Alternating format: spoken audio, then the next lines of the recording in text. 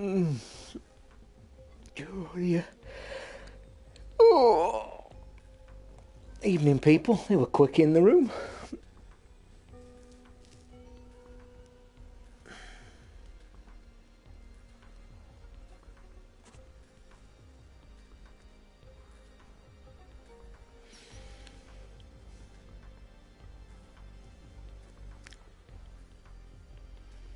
Let me know in the chat as usual, guys, if audio's okay.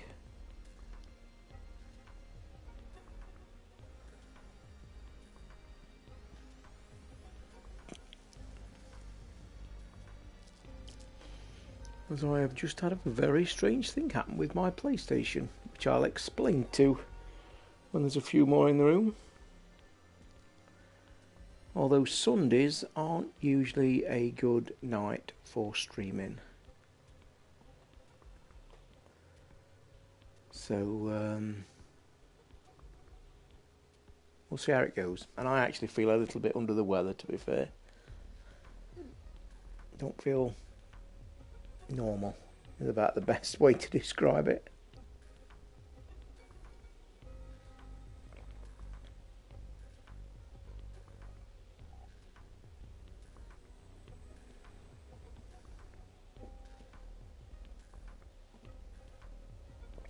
Hi Mark, can you hear the audio out fine and everything?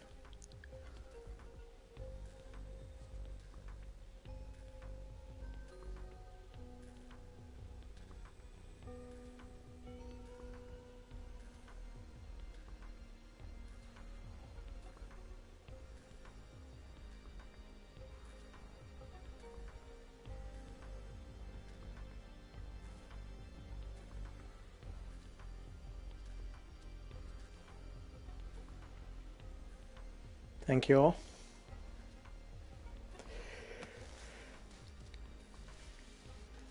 God, I'm one of them can't stop yawning nights. Quick recap, guys. A few of you in the room. I've literally just done this for an hour's chat or so, because we're not recording tonight. And I've just said a minute ago, I don't feel too clever, to be honest. Feel a bit under the weather. But I thought I'd have a chat with a few of you in the room, see if anybody comes. Sunday nights aren't usually good for streaming. I think, looking at the figures in the last few weeks, I think Sunday nights are the worst. Although they're the worst when I stream later in the evening. Actually, Alexa, what time is it? It's 7:55 p.m. That's about right, about 8 o'clock. I've just had a weird thing happen with my PlayStation. So I was deciding to just have an hour's, yeah, the headache's gone actually, I've cured that. I'll explain that in a second, because I get migraines, but very, very rarely, like 2-3 a year, but when I get them, I am in bed, curtains shut for like 2 days. It can make me physically sick. It's like when I get them, it totally and utterly floors me. But I know they come in. Because normal headaches for me start on the right hand side, but migraines start on the left. So when I start to feel a migraine coming, I know it's going to be one because I can feel it. I instantly go and get 2 soluble aspirin, 2 paracetamol, and take them. And for some reason, that takes it off.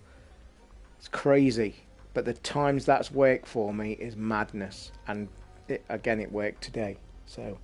But I just don't feel right. I can't put my pinpoint on it. I just feel a bit weird, a bit tired, a bit strange. So, PlayStation. I just had 20 minutes, half an hour on Everybody's Golf. Got my best score, actually, 7 under par for the 9 holes. And I'll mention a couple of worrying things I've got about that game, as usual with golf games. And I'd really like an explanation, but I'll explain that in a minute. So I thought I'll just go and start, like, this is a good menu to sit in for an impromptu chat. So I started this. This is Rime, this game. It's not a great game. It's just like a 2-stick shooter, platformy thing. So as soon as I started this, the way I set up broadcasting is I get my controller, plug my headset in. This is just a cheapy headset that I've got. And then I plug it in, press and hold PlayStation button, go to broadcast, boom, boom, boom.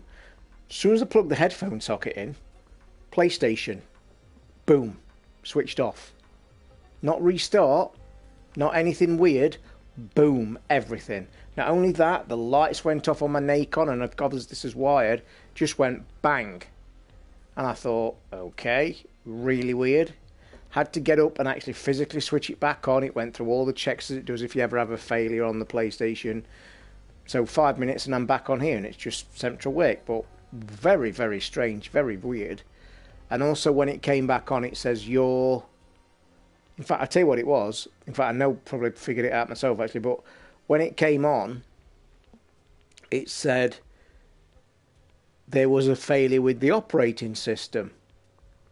Then when you have a failure, because I've got an external hard drive, and I think that's half the problem, by the way. I think that external hard drive, I think the way that machine communicates with it sometimes causes problems. Because when you reboot after a failure, it rechecks the drive, and if it doesn't recheck the drive properly, none of your games work. They all come up with exclamation marks on your PlayStation. So it checked it, and then when I logged back in here to start the stream, it said the game save on this game was corrupted. Do you want to delete it? So I think this game save on this game might have been the problem. But just a thought, anyway. Everybody's golf. Worry. I have played that solid for 48 hours, and like, when I mean solid, yesterday I had 3 absolutely never moved hours on that game, and there's only 9 holes to play. It's the same 9 holes. Oh, you're kidding?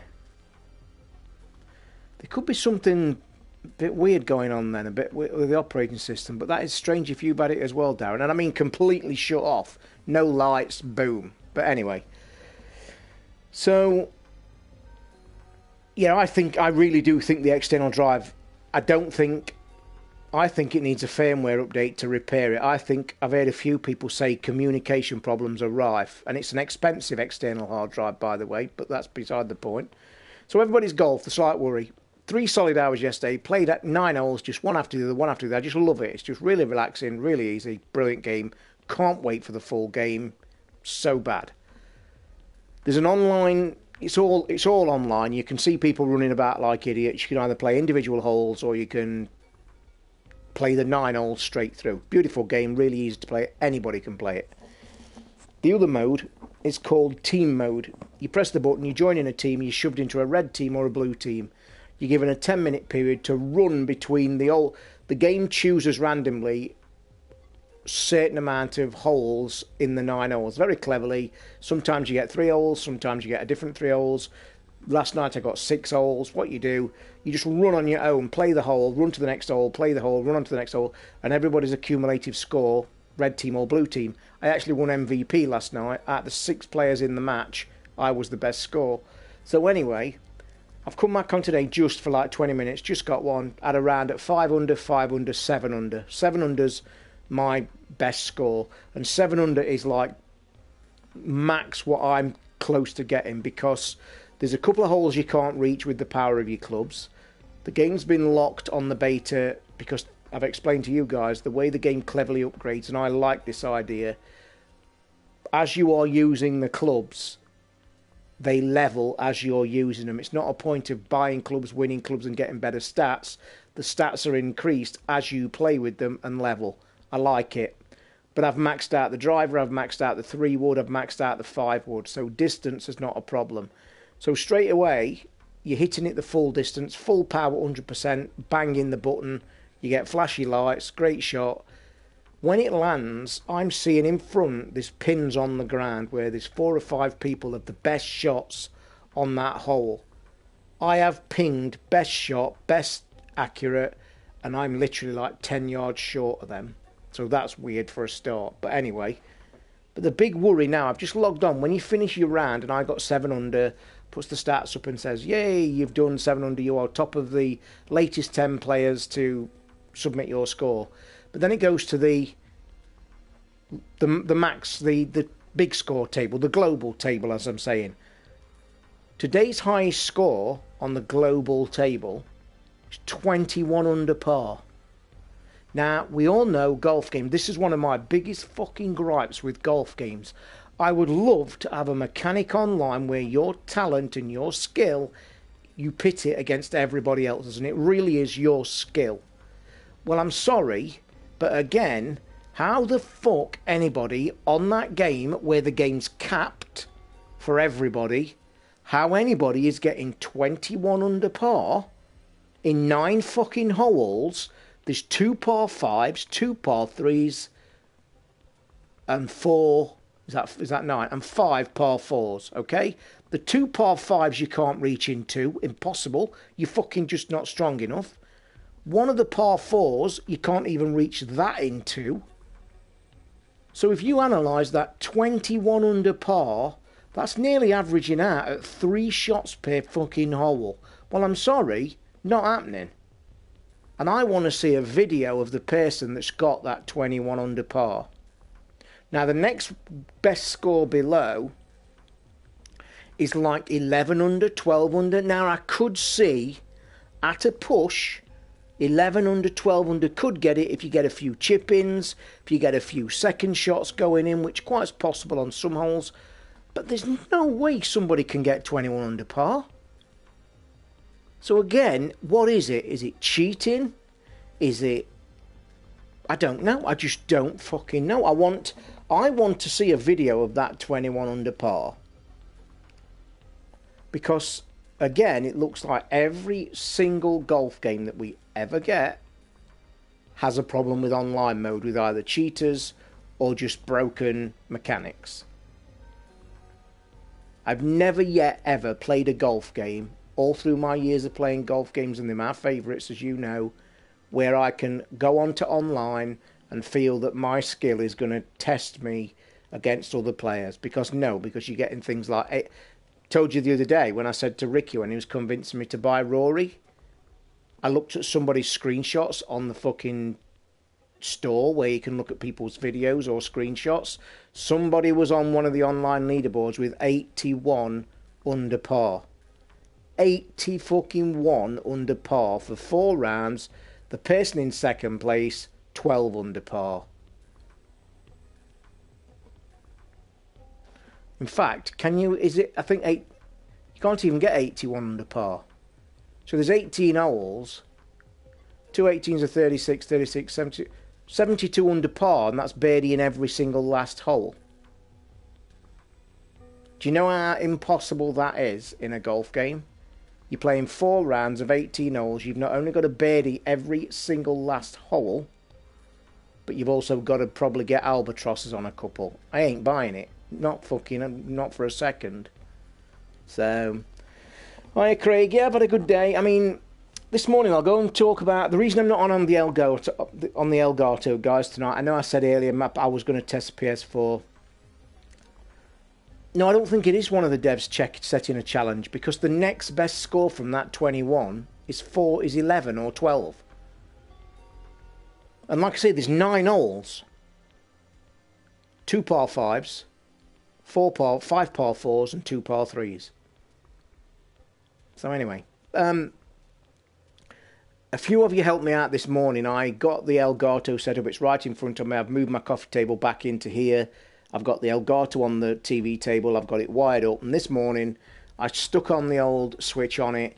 Waked a treat. I was doing it in stages. And apologise if you were getting notifications this morning, like one after each other, because I was literally testing. So I got the switch up. I got the mic for the Yeti. I don't think I'm going to need to use the Yeti, by the way, because I think I could just connect this headphone either to the PC or straight into the Elgato, and I'll be able to use this for chat. So I have no need to torch the Yeti out. The camera you saw was my old C920. I think if I use a camera, I'm going to use the new one on a tripod in front of me, because a lot of people have already said this morning that camera was way better quality. My only worry is I couldn't find the setting to knock that down to like 480p. You don't need the inlay camera to be 720, because the Elgato software streaming and doing all that fancy shit is so fucking brutal on power, it's not even funny. And I couldn't find the setting. I got into camera settings, but nowhere in that camera settings did it give me the opportunity to drop it down. So anyway, it worked a treat, and I was playing with overlays, and I don't know about you guys, but the overlays were fucking superb, really easy to get to. Really easy to piss about with. I even messed about with one later that I didn't show you guys. Later on, I found another Mario one. I found another face one. I imported some Cranky Gamers pictures in it. I imported my Lego render in it. So I've like made a good screen for probably the one I'm going to use. But the point is, really easy to use, really easy to piss about with. My only worry is I kept getting, and this is a real worry, this is, and like I say, if I start streaming with that Elgato and we're going to get buffering at your end or delay or problems, I've done. If that Elgato can literally stream it perfect with camera and gameplay as good as this is, I'm fine. I don't mind taking 10 minutes, getting cables out and bang it up. I don't think it will, Craig. I really don't think it will, mate. Give me your reasoning why you think that will make more people come to the channel. I don't think it won't. Because there's nothing different to what I'm doing now. Unless, obviously, it's the Switch. There's fuck all to play on the Switch anyway. If I get a brand new Switch game that's, say, in months' time that people want to see, then yeah, if I stream it... You see, we all know streaming tricks. If you get a game, you stream it as soon as you get it. People want to see it. You guys want to see it. You want to see if it's worth your money. That's why streaming works. But what I'm saying is, if I'm going to... Because what... Even though it was like only a 45-minute test, I'm monitoring it on the Alienware in front of me all the time, and it's saying unable to stream at 60 frames per second. Knocked it down to 720 automatically. So straight away, and that's the Switch, what you're watching here on this PlayStation 4 is 1080p 60 frames per second being handled by the PS4 flawlessly. You guys don't get rendering problems, you don't get fucking delays, you don't get any buffering at all. I need to see what that's gonna do. Because yes, it is a bit of a ball ache setting up. Yes, it is a bit of a ball ache having it all in front of me and having the Alienware and having cables everywhere. I'm not going to lie, it's a ball ache. However, if it runs as good as this and the camera's going to look better and the little shit-hot little screens are going to look better, then fine, I have no problem. I will do it because I think it does look slightly better quality in production value. But production value's got fuck all to do with quality, and if I'm playing games that we're constantly going to have pissing about, I don't see the point. I really don't. So don't know if you guys agree with that or not. I mean, the plus, and bearing in mind, don't forget, I totally cleaned that Alienware yesterday. There is absolutely nothing on it. It does, but let me ask you a question, Mark, yeah? All the streaming I've done in the last 2 weeks, yeah? How many times has it been shitty at your end? One more thing, just because you might not have a lot of viewers does not mean that you are a bad streamer. It just takes to... Oh, yeah, mate, Craig, I know that. I'm not saying I am, mate. With anything like this, people take it or leave it. And I have noticed in the last few days, you guys will have noticed, we've had a couple of new people in the room. We had a guy arrive in the room last night that was really polite, really nice, said he just saw it, thought it was funny, thought it was great, and that's it. If you like my kind of coverage, fine. But I do get that I might not be for everybody.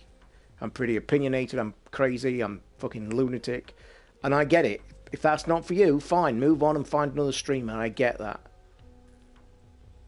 But I think the be-all and end-all about streaming is totally dependent on the actual thing that you're doing. Now, I'm obviously getting a bit of a following and a thing like that because it's Cranky Gamers. We've got 4,000 listeners a week, so the vast majority that watch this thing know what it is, who it is, and you guys don't mind when we have a night of chat and banter and questions and shit like that. But other people, you see mainstreams, you want to see games, and like as an example, Wipeout comes out next week. I should be streaming Wipeout the day I get it. Because I'm guessing you guys might want to see how fucking good that game is. Is it worth buying or whatever? And that's what streaming's about to me. I mean, I even do it myself. I even am umming and ahhing about a game and I'll pop onto somebody's stream for 10 minutes. I mean, I don't do it like you guys. I won't sit in a room for hours on end and watch it because I obviously want to decide whether I want to get it or not. So, Yeah, but it is what it is, isn't it? I have. You shoot me, all of you, because I have finally, and I didn't want to do it, and I didn't want to bite the bullet, because I've, I am a principle kind of guy. If something I think's not right or not worth money, I'll really say it ain't worth it, and fuck it, stop ripping us off. Well, you remember the 4-point stickers? Well, I sat and watched the video again today of them trying to put it on, and I even said to you guys, the aim controller stickers, as expensive as it fucking is, I just think it looks really good. And the point is this, I know that people are saying you can't see it. Like I can't, well, you've got your helmet on and you can't see it. I get that. But you've got to think it's like on display, and it just looks like some giant weird sex toy, in my opinion. But if you go on to, just nip on to flamingtoast.com, put the PSVR aim controller, have a look at the skin, and watch the video just below it. I think it runs for about 8 minutes, and watch him put it on. And when it's finished, I've got to say, it does look pretty damn cool. But it's cost about 20 quid, which is fucking stupid, to be fair. But it'll look good. When are you going to do that cooking show with Cranky Eggs? I'll tell you what I'll do. I've got shopping coming tomorrow. It's my shopping day. Yes, they're delivering on Bank Holiday Monday. Yes, they've fucking screwed me for an extra quid in delivery. But I've got no food in. I've got no beans. I've got no frozen stuff. I've got empty fridge. I'm living on Cocoa Pops. Although I had some nice scrambled eggs today. So when the cooking comes, I think I've ordered chicken. I think I have. I'll do my chili, because I know that a lot of people want me to video chili chicken. Now, if I'm going to do it, I'm just going to take all I'm going to do, I'm going to take my camera in there, I'm going to put the tripod on, I'm going to put it on the chopping board, I'm going to show you what I make the sauce out of, show you that, I'm going to chop the chicken up, I'm going to put it in, then I'm going to pause the video. Then I'll get the camera and show you cooking it, because cooking it is a very important part of that dish. If I just said to you, oh, slap it in a pan and cook it, you'd like all go, right, and then you'd finish and say, well, it's nothing like what you've shown us before. Because that's the essential part. And I will show you that. So that's all I'm going to do. I'll do it once, and there you are. And I'll do it once because I think you'd enjoy it. It's an absolutely fucking lovely dish. And it can be eaten, when I cook it, I eat it with salad. And then I think I have done before with the family when it was a summer's day. We got some pita breads, and we put salad in the middle of the table, and we just put that chicken in a big bowl. I also was brave enough, because I'm not a person like this. I don't say my cooking's awesome. I just do it for myself or my family. I used to. We once had a barbecue at our house, very rarely, because I'm not a fucking social person. I'm not. I hate that kind of shit. And my wife made us have a barbecue because we'd been going to others. And I did my chili chicken. Did a big dish of it. It went in about fucking 3 seconds. I tell you what, it went that quick, I didn't fucking get any. And I was a bit pissed. I made a really big dish of it, put all salad and as soon as somebody and they went, oh, look, and then whoosh, like vultures, gone. So I came in thinking I've sweated over the fucking stove. I'll go and get myself a nice chicken thing. And I walked in, it was empty. And I thought, oh, right, nice. Hope you all enjoyed it. I think I've ordered chicken.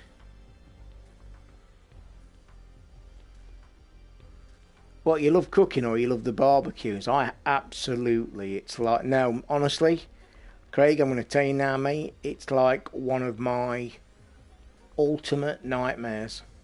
Seriously, and even if it's family and friends.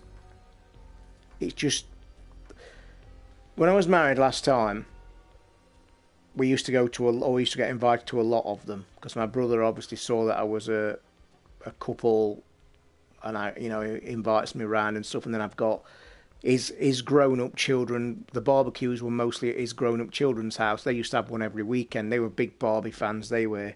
And they'd invite, I'd go round to their house, and there'd be like 20, 30 people in there. And that, to me, is like, God, makes me physically ill thinking about it. And of course, then you used to get the missus saying, oh, your brother's wrong, we're going to a barbecue on Saturday. That used to physically make me feel ill inside.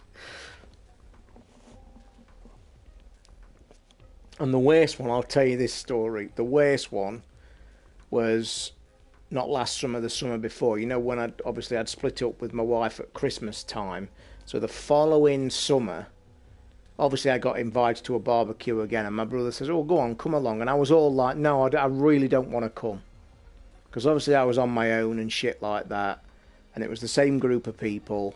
And he forced me. Well, he didn't force me. He said, "Come on." He says, "Get out of the house. You're trying to get me back to normal."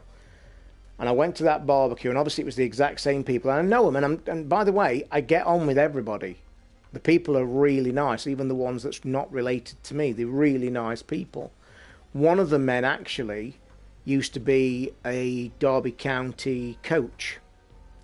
Very well respected in the area. He's getting on a bit now. I spent one night chatting to him, and I just thought it was phenomenal. It was. I went round to this barbecue the following summer after my split, and I can't. In fact, thinking about it now makes me feel ill. Obviously, my brother was being great, and close family was being great. "Oh, how are you going? Are you all right? Is everything okay?" You know, like nice and polite, and saying, "Oh, are you fine? Are you all right?" And it was okay. But then, you know, there's people that didn't. The people that weren't family. I bet you I got asked 5, 6 times, "Oh, where's the wife?" So then I had to explain some way of explaining it best I could, because it obviously went really bad. And the worst one, it was the cue actually for me saying, I've done, I've fucking done, I'm going. And I actually ended up walking home a long way, and it really hurt as well. And the point is as well, one of the questions, "Oh, where's the missus?" was when it was like later on in the evening. You know, when you first get to a barbecue, everybody's socialising in groups and it's like la-di-da. But then as the evening draws in, everybody sits down and you're in like a fucking big circle and everybody's talking. One of them asked it. Everybody was there, and I honestly thought I was going to be physically sick. What do you say?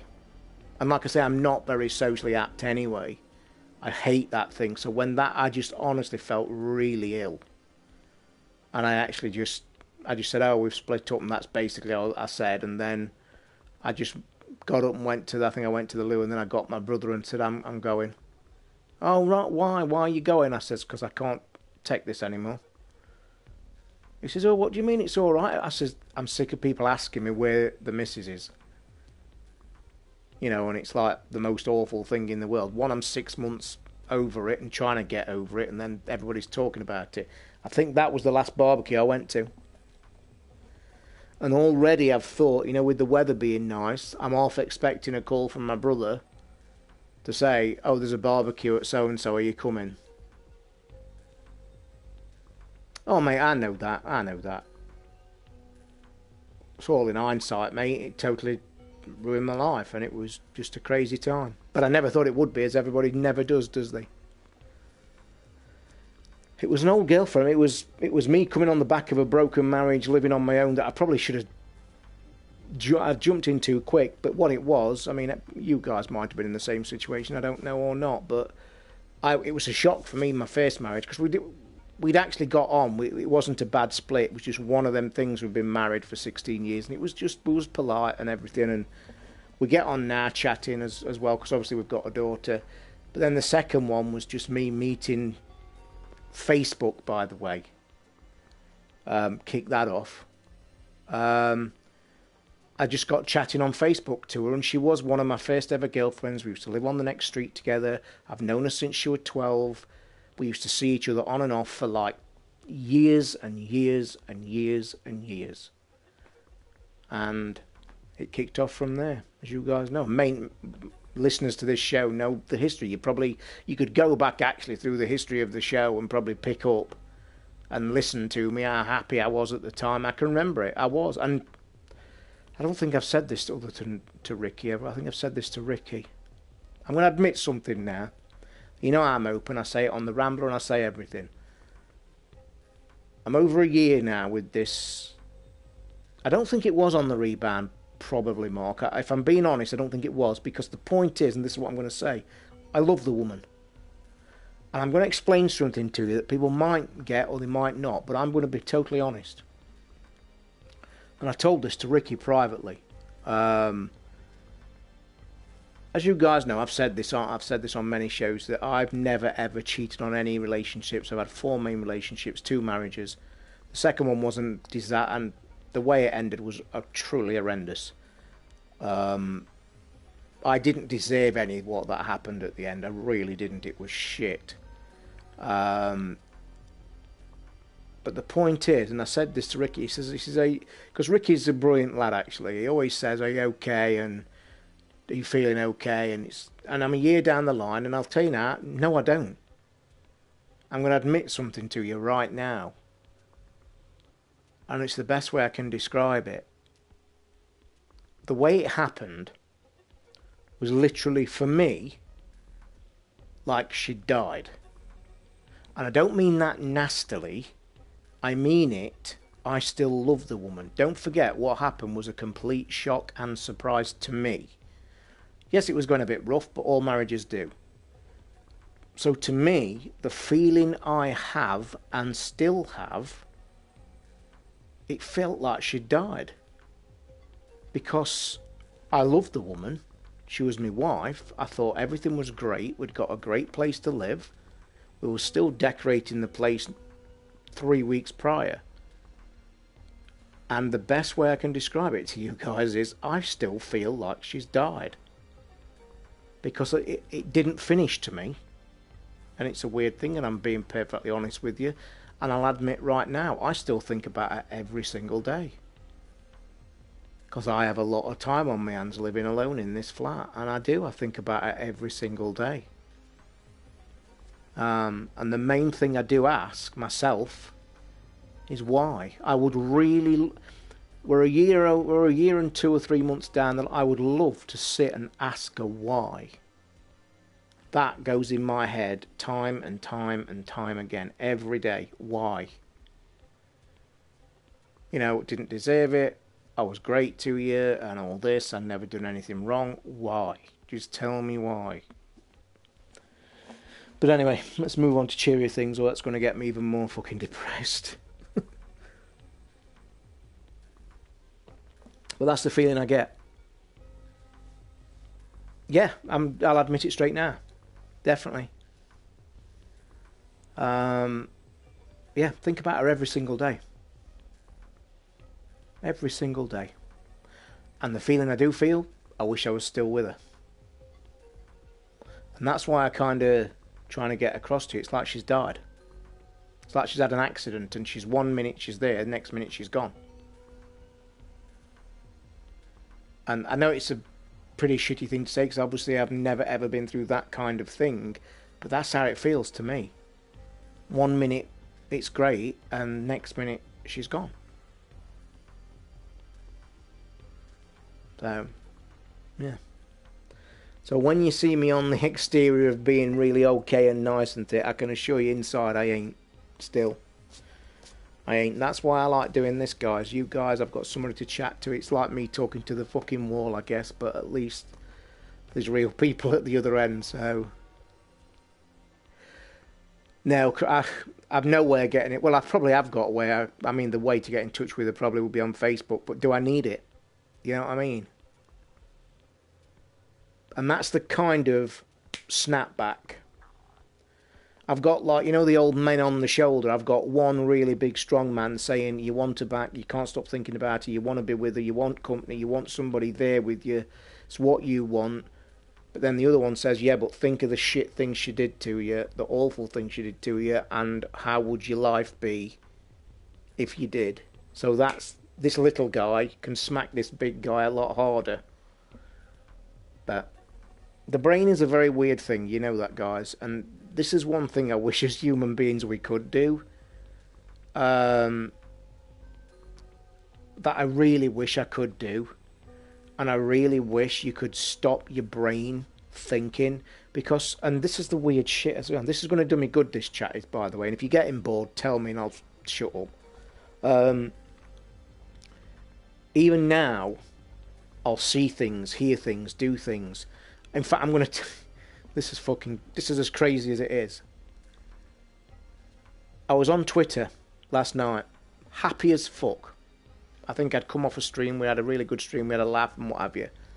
I was on Twitter last night just going through my shit, and a picture pops up on Twitter, and it was one of the Emmerdale actors or actresses tweeting some shit. And that totally boom. Because I never used to watch soap operas or Emmerdale. But I got into it every single day because my missus loved it, and I sat and watched it, and just that picture set me off on that brain that just wants to take you on that fucking awful ride of, wasn't it great when you used to have food, sit down and chat and watch the soaps, and it would just set me, it's weird that I'm so far down. I'm a year and 6 months, I think it is. I should be not like this. Oh, Craig, that is bang on, mate. Overthinking things. And I think the worst thing is because I am on my own so much. Like, I literally, and this is the worst part, we're just coming up to June, aren't we? June's this week. I have been out of this house 3 times since January.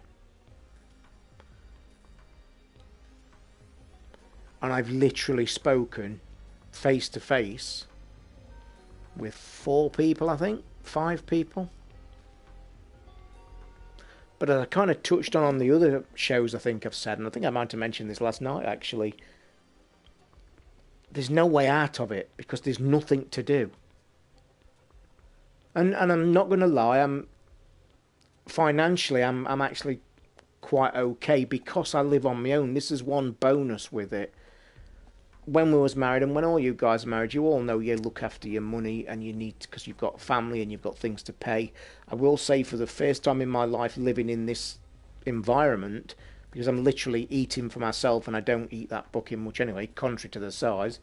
So I'm actually okay for money. And if I wanted to, I could actually get my fucking coat on, my jeans on, and probably walk around the corner and go into a pub and have a drink. But who the fuck walks into a pub on their own? So I wouldn't have a dog. Dogs are just too much of a fucking pain in the arse to me. Get a dog, they'll be shitting and pissing everywhere for a month, and that is the last thing I need. Cat, could get a cat, wouldn't mind a cat, but I'd have it as an ass cat. I'd never let it out, and I don't think, I mean, I have had cats in a smaller environment than this. Yeah, I don't know what the fucking answer is. Do you know what I mean? Mark, I already am, mate. And that's the sad truth of it all. But I also I don't want to paint this bad. I really don't want you to sit there and think, oh my God, it's bad. It's not good, I'm not going to lie. Nobody wants to live like this. But I am going to say this to you. I don't mind it. Because and I think there's one thing you need to get out as well. If I did mind it, I'd have probably been locked up in some mental institution by now, because I'd totally turn into a fucking vegetable and be done. But as you guys see, I do communicate. I've got the show, I've got this lot, and I don't mind it. Yes, it's depressing at times. Yes, it's depressing when I'm not occupying myself. This is why I'm always trying to buy stuff, do stuff.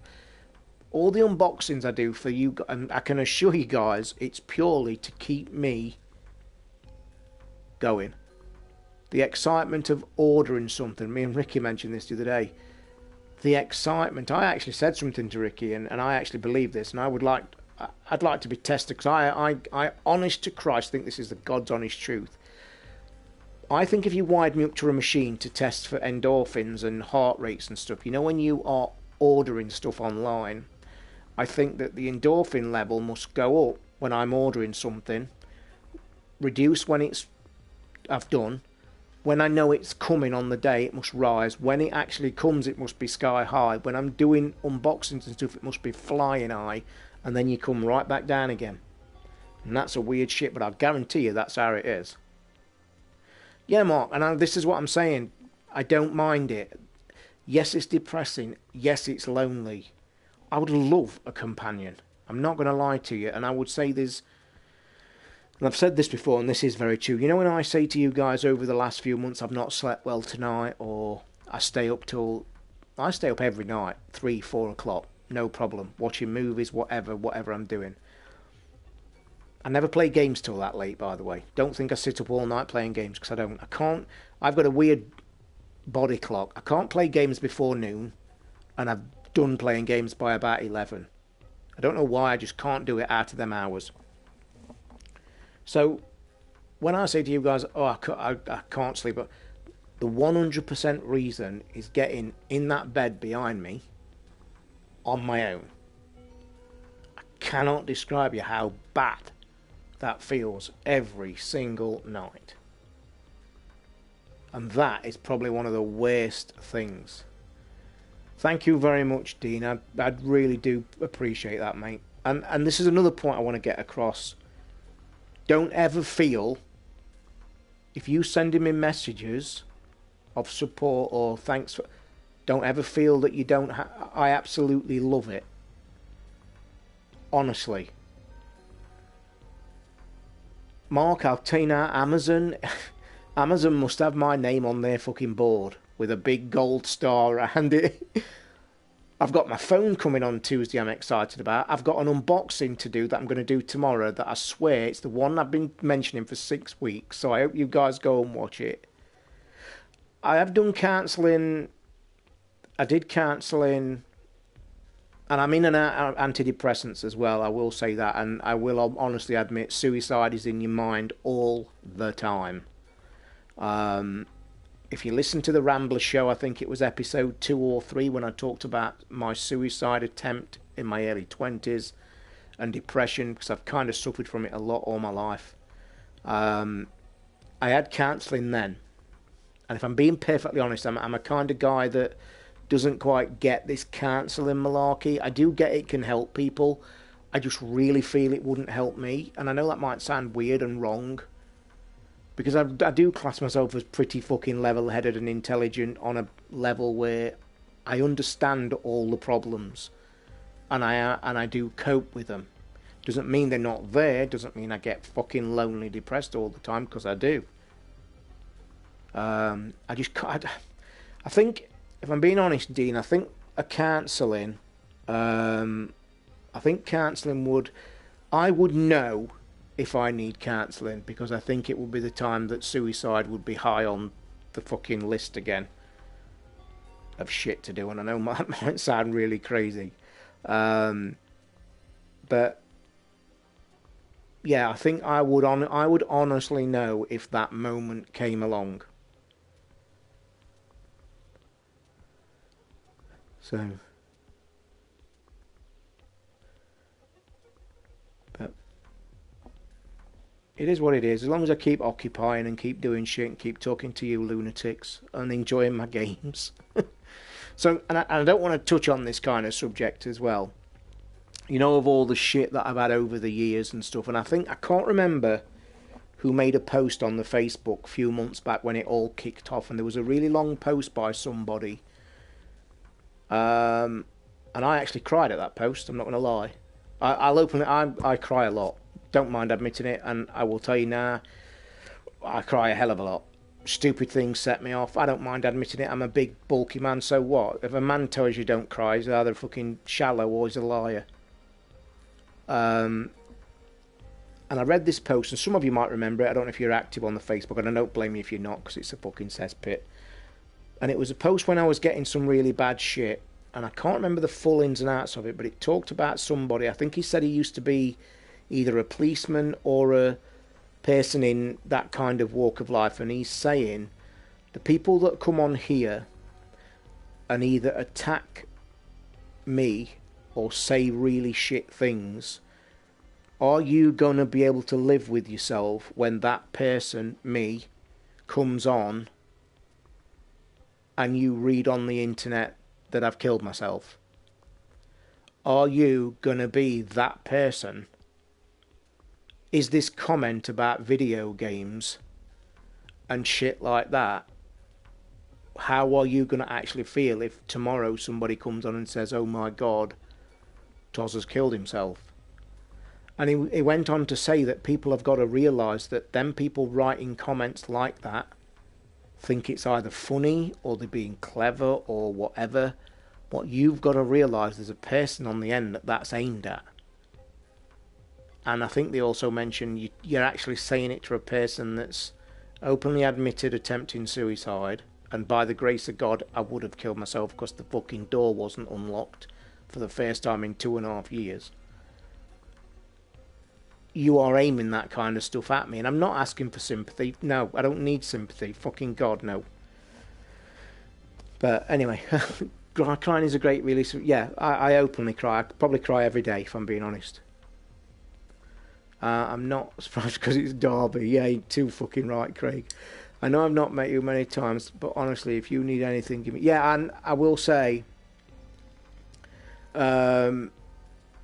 yeah, Rodney, I know you always chat to me, mate, and I know and I appreciate it. And I do get a lot of people like that. And if you guys remember, for the first 6 months or so of me living here, when I was really down, a lot of Cranky Gamers came to visit. And I will admit to you all, every last one of you that came here made a difference.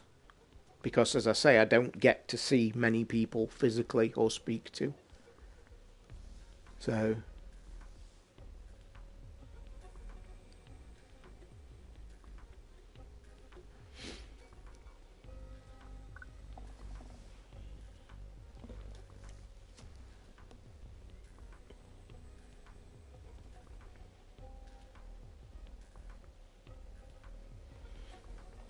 I will just tell you, cheers, Craig.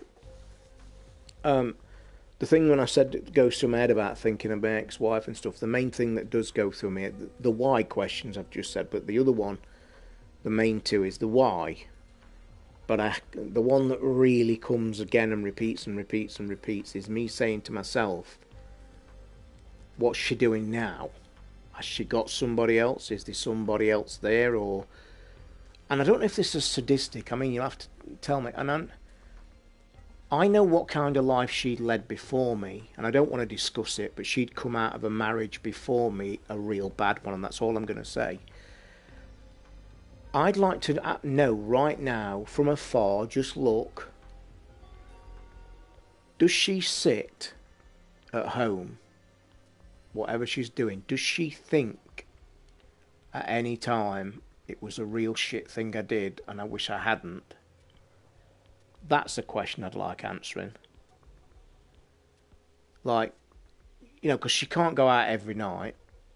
I'm pretty certain she can't.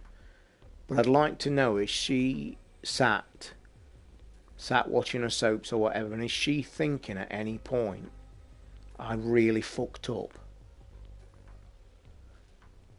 I don't know. I think the simple answer that I tell myself is quite simply, if she's still drinking, then no, I don't think it will enter her head one for a fucking split second. If she has stopped or doing other things, I think she must. Yeah, no, mate, like I was touching on earlier, if we all had that skill or thing that we could totally switch the shit off, everybody would be happy. But you can't, can you? Your brain has got that stupid fucking thing that just goes ding. Fuck it, we'll think about it. Yeah, they do, Mark, but in a strange way, yes, I ask myself that every day, every other day. But in a strange way, it helps me cope. You know, if I'm on like a bit of a low point, I'll sit there and say to myself, is she sat thinking, I've really messed up? But it gets me past that mark, past that level. So, yeah.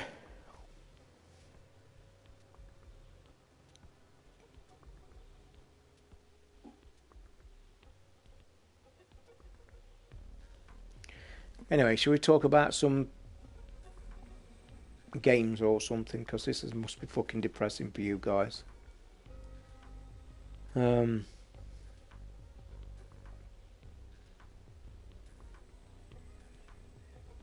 Save the torture for rhyme.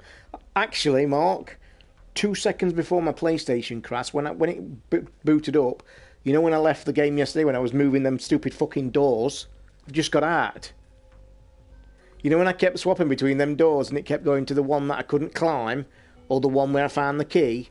Well, what I figured out was I went round and I was doing it inch by inch, and I went round by the key and I looked round the corner and thought, it's that stupid fucker again. But what I did, I took 2 steps forward and turned round, and there was a fucking alleyway, as you well probably know, and I've just walked out back on the sand, and that's where the game is. So tomorrow I may well stream it again. I just don't feel like streaming tonight. Well, Tuesday, because it's the show tomorrow.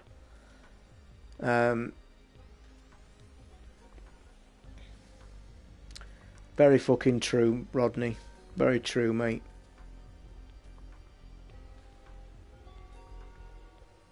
Can you put that humans don't fall on? Oh, fucking hell. What are you trying to do? Murder me? Do you know if it... Listen, do you know if it's fucking crashed and not left me out there, I'm going to be pissed beyond belief. I am close to starting Horizon on the channel again on this stream. I will say. I need to get into a game that I enjoy and play, and I know a few of you have been asking me to do Horizon, and I really am close. Because I think Wipeout comes out on the 7th, is it? So at the end of next week. So if I probably stick Horizon on Tuesday and play it for 3 or 4 days. Hi, matey. I've just been talking at the top of this. We've just gone through a right depressing half an hour. I've been upsetting everybody and talking about suicide and how miserable and depressed I am. So if you want to go and listen to it, feel free when it comes back on. Yeah, I was just... Basically, just a quick recap because people have listened to it. I tried it this morning with the Switch, obviously. Bit of a question, guys, because I very rarely go on my channel.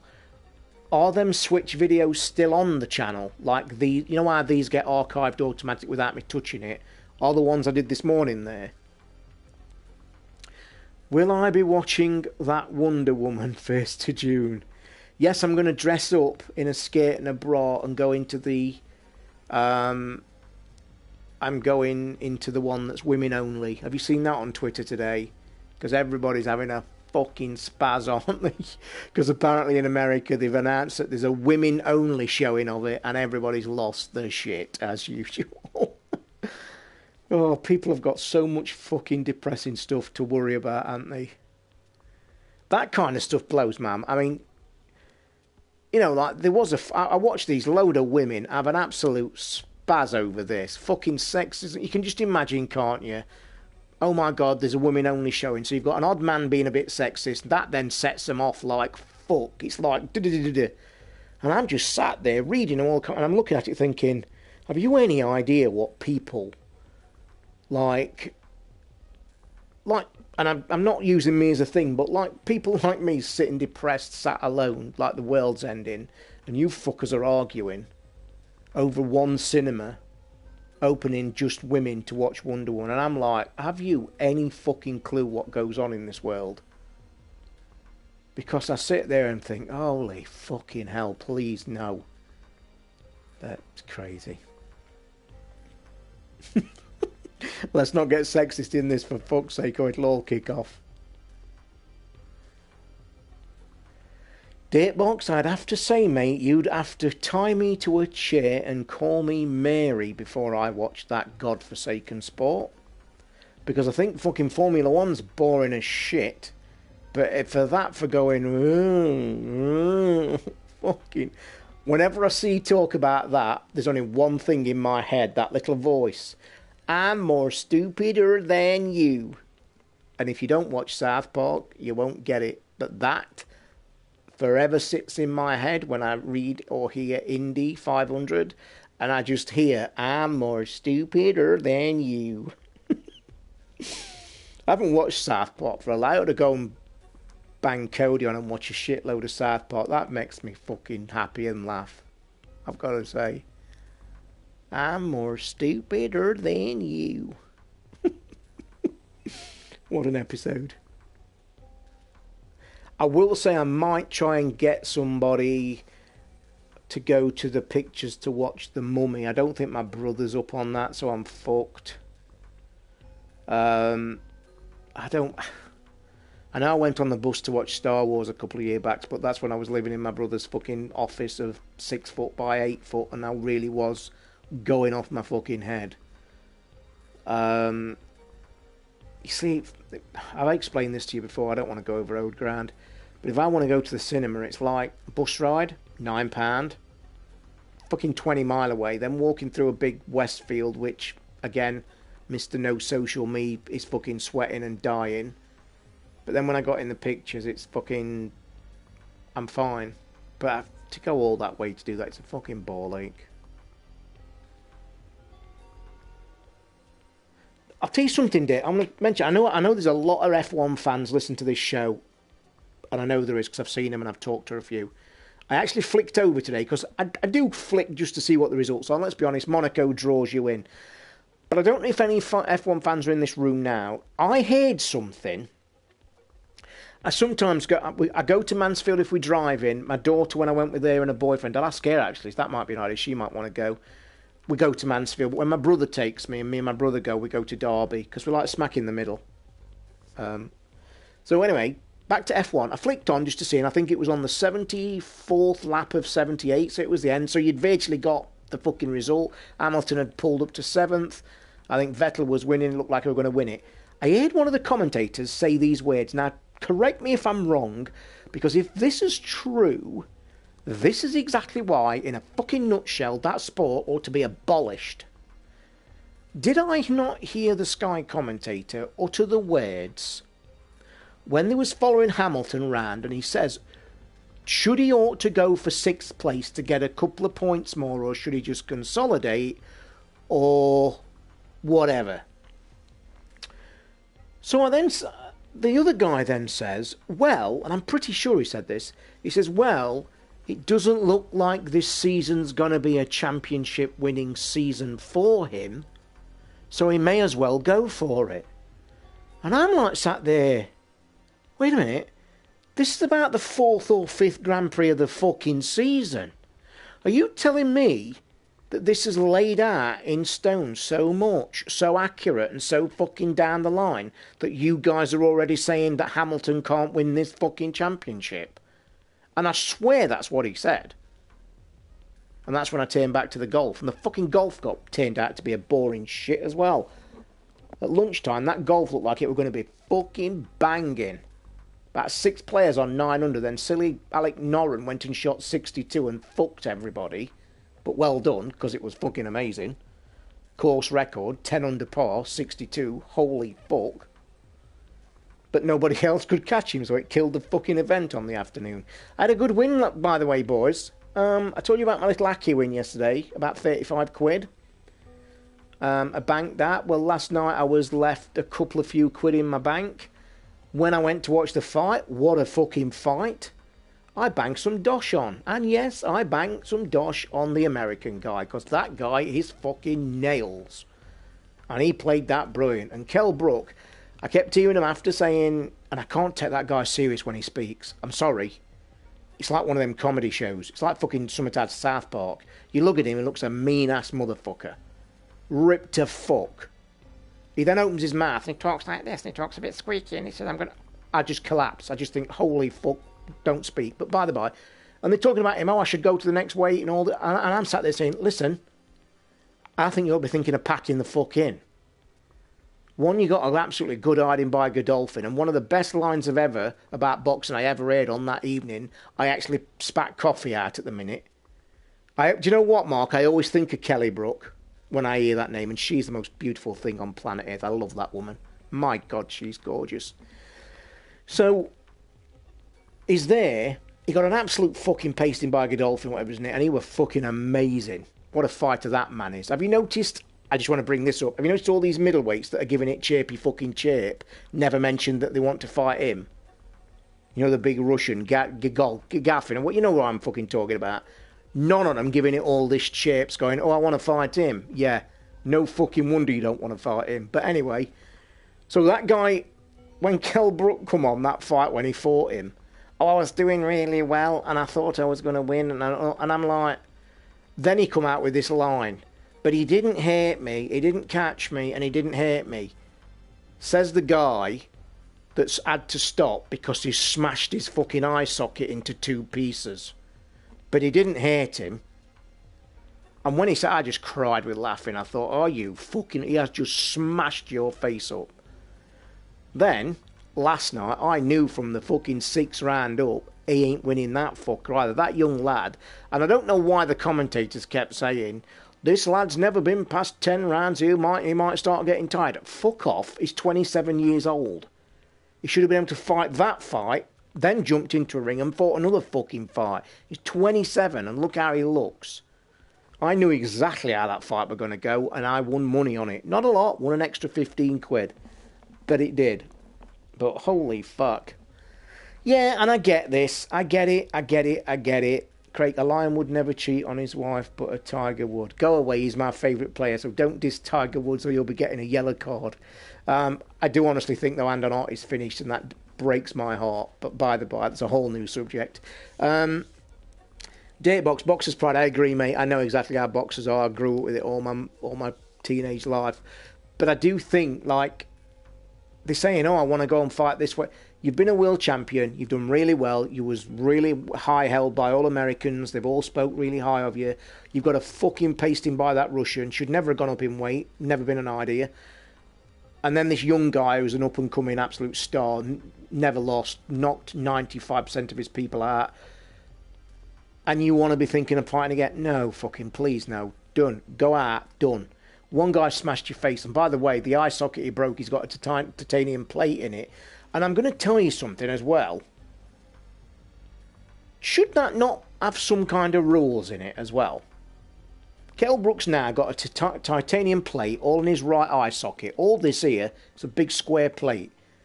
Is that not kind of quite unfucking fair? Are you not fighting the Bionic Man? But funny thing is, I've heard this morning, it's broke the other eye socket. I don't, Mark, if you're talking about Tiger, I don't think he's done yet. I know he keeps having these back operations, but let me tell you now, Datebox, and I'm fucking me. I honestly believe I could get in the ring tomorrow afternoon with Fury and probably have a good go. How that guy is even a boxer still is beyond me. I will say, and you're probably going to call me to fuck, and I'm quite knowledgeable about boxing. I'm not a great fan of Joshua, and I'll tell you why. I think he has been led by his hand to get where he got. And I'll tell you this much now. If Klitschko was 5, 6, 7 years younger, he'd have fucking bashed him in by about the 6th round, because he had him by the bollocks. I've seen Joshua caught by... Well, that fight he fought last was a really good fight. I'm not going to diss him, because he really fucking did well to beat him. But he was fighting a 41-year-old man. And that 41-year-old man gave him a fucking good go. And to be honest, how he never fucking knocked Joshua out in the 6th or 7th round, God only knows. I've seen Joshua get hit by a complete donkey. Caught him in one of his fights. And he was literally wobbling about like he'd had 20 pints and he got saved by the bell. And I knew from that instant he was the first ever guy to catch him with a Hail Mary. And I've always been a believer. Heavyweight's my favourite part. Middleweight's it's good. I don't like all the lightweight shits. It's like two kids having a fight. But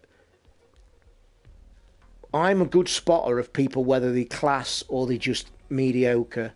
Joshua, I knew from that moment he got caught. Yes, it was a haymaker and it was a fucking what, but he was out and the bell saved his ass. And I knew from that moment, as soon as he stepped up in class, because he'd never been in class, he was going to get a fucking pasting. And Klitschko, and I don't give a shit, I'll argue with anybody, should have won that fight. Should have won that fight, definitely. He had him on his bollocks. I was screaming at the screen because I'll be honest, I had money on Klitschko. I'd got a decent bet on Klitschko. So I was a tiny bit biased. But I will admit, he was fucking... He should... When he caught Joshua, I think it was the 6th, weren't it? When he caught him and he was fucked, I thought, yes. And he's like backing off. And I'm like thinking, what the fuck you doing? He's wobbling about. He's hanging on. Push the twat away and give him another one and he'll be on his arse. But he like just backed off and I'm like, what the fuck are you doing? But anyway, the best fighter that's ever lived, in one of the good eras as well, and I just think he was fucking out of this world. It was the best time for boxing ever. I'll come back to Ali in a minute, because I ain't going to pick him, because he was very high in the era he was. Some say it was the best era it was, and it was, no question. The best group of fighters in a block over a period ever was Ali, Norton, Fraser, and that lot. That all changed when Larry Holmes come and thought he was the bollocks when he was fighting all them at the end of the career. Don't ever talk to me about Larry Holmes, because he's fucking never, ever been a heavyweight fighter, but by the by. I'll tell you now, Mike Tyson was the greatest fighter that's ever set foot in a ring. Ever. Ever. I watched every single fight he ever did from when he was, I think, 18 to the end when his life went to shit and women ruled it and ruined his fucking life. I've never seen a fighter get in a ring that every single person that got in the ring with him was absolutely shit fucking scared. And I mean shit scared.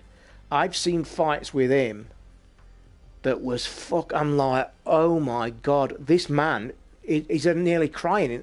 And that, Mike Tyson was a fucking beast. An absolute beast in his heyday. Yeah, I agree. I mean, look, let's not lie. I mean, wipe out Mike Tyson's end of his career when he got into fucking drugs, beer and women and shit, and it went to shit. We're not going to lie, it just destroyed him. We all know what that kind of stuff can do. In his pinnacle, from 18 onwards to 49 fights with unbeaten, he destroyed people. Who's the guy that knocked Ali down? Was it? Do you mean the one in the end? It was Larry Holmes, weren't it? I think Larry Holmes beat Ali, and it was a fucking joke. Like, Ali was about fucking 40. But I used to love my boxing. I will say, I loved my boxing in that era, late 70s, when I was just getting into it as a kid. I love that. The Ali, the Frasers, watching the things.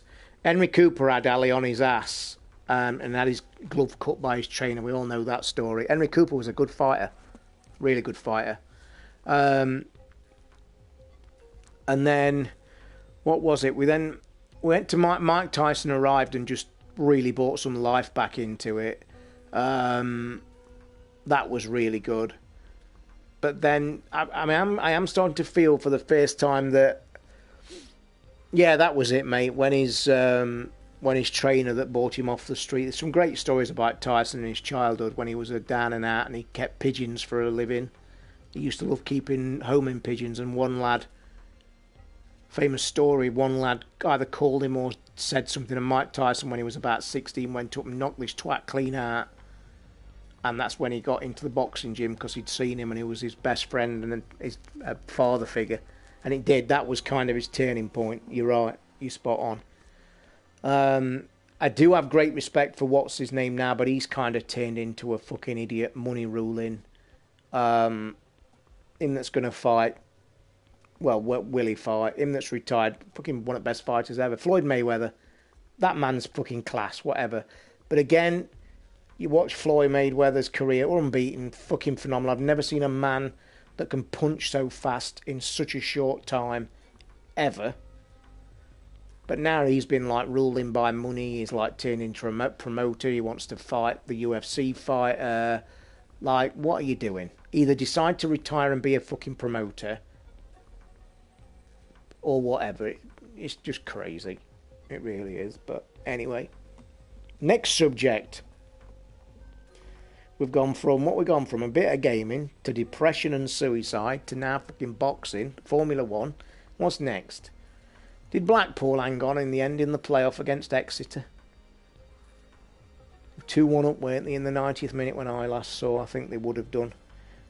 Looking forward to the playoff tomorrow, although it depresses me that two shit teams are in that thing, as I've said before.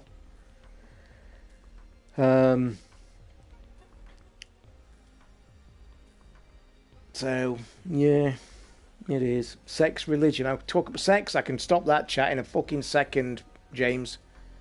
I ain't had sex in 2.5 years. That's probably half my fucking problem. Religion and politics I'd never talk about, because it'll probably empty the room and turn into arguments. Talk about E3 again. We're 2 weeks away. Getting excited. Trying to steer away from leaks. What did you guys think of the Far Cry 5 videos? I must admit, we talked a bit about that the other night. I thought that looked okay. Sometimes we play games, I know. I'm thinking of cancelling my pre-order of my 2DS. What are you guys thinking? 2DS/3DS, whatever, money-making machine.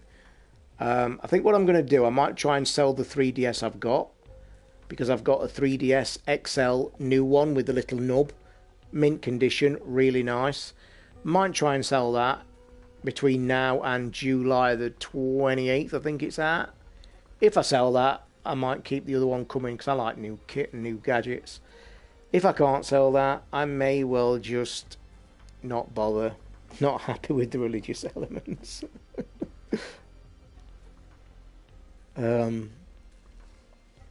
So yeah, I looked in my shop to pre-order this afternoon to have a look at when Wipeout's coming out. And as I say, it's on the 7th, I think. What's the actual date? Alexa, what date is it? It's Sunday, May 28th. 28. Is it 31 days in May? She's not going to know that answer, is she? Alexa, how many days in May? May has 31 days. 31 days. Monster Hunter. Yes, I've seen that announcement as well, Datebox, but I'm going to say this. I've never been a fan of Monster Hunter. And by the way, that announcement, which I caught the back end of, can you believe, and this is how crazy, which I was just going to turn to, the Japanese market is mental about that game, we know that. The announcement yesterday that Monster Hunter XX is coming to Switch made the Nintendo stock shares go to the highest they have ever been. So if you want to know how much the people go crazy for that shit. So, yeah. Sorry, I'll stop. The best thing to do, Mark, while I'm talking, what you want to do is go into your app and change the keyword just for now. Change it to computer. And be Star Trekky.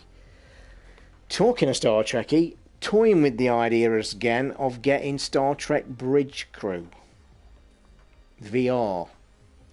I've watched about 5 minutes video. I like the look of it. I am just going to wait. I think I'm not day one in it. I'm going to wait to see if it's completely compulsory multiplayer. Multiplayer. So the thing is, we all know it's 4 players, and you are the Star Trek Bridge Crew, and it looks absolutely fucking brilliant, by the way. You're either the captain, the communicator, the engineer, or the navigator, and each one of you's got a job in VR to go and do quests on Starship Enterprise. The captain picks the quest, he looks at his screen, he's got 3 or 4 quests, he chooses one, boom. Then it goes to the navigator who has to plot the course, and anybody who fucks up, the missions can go to shit.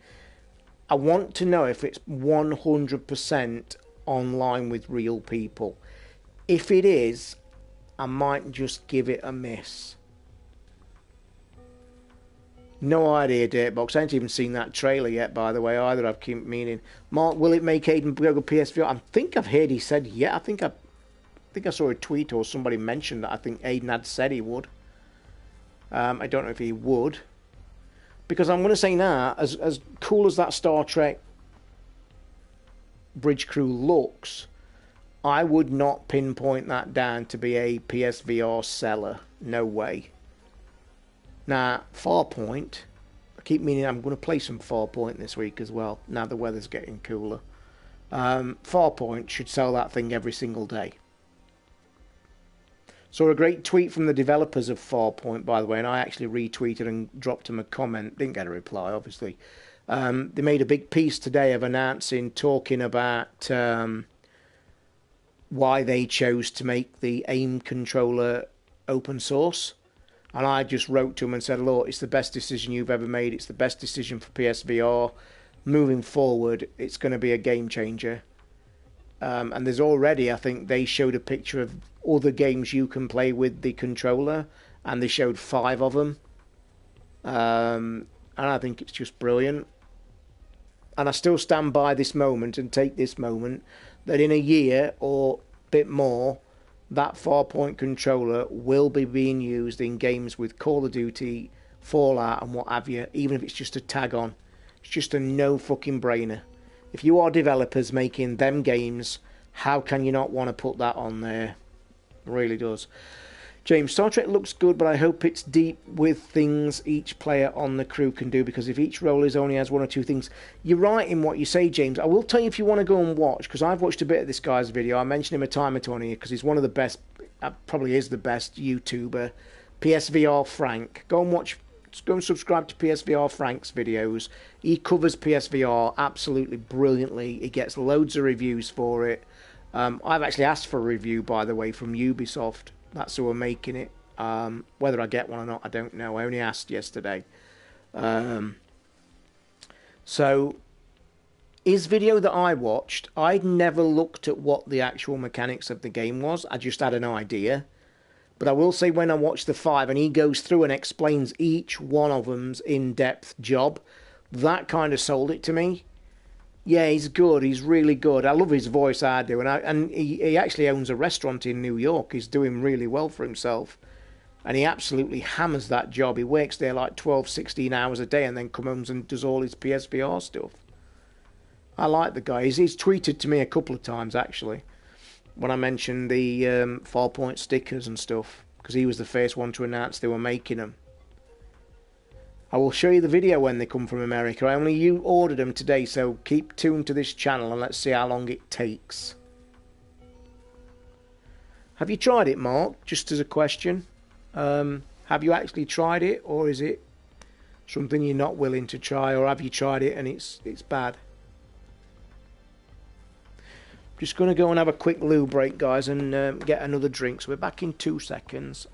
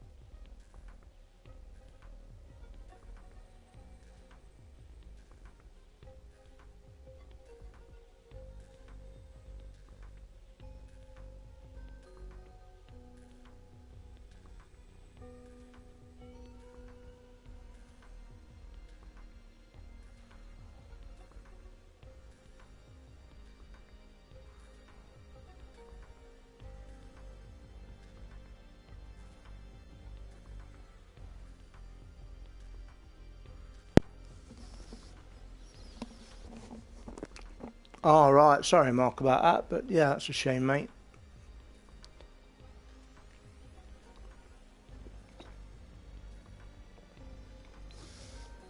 Alexa, bedroom on.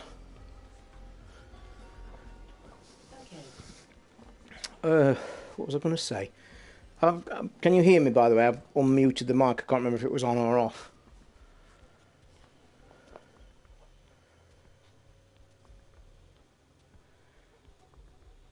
Luke, if you are in this stream still listening, the show is tomorrow, mate. I thought I'd announced it about 10 times, but yeah.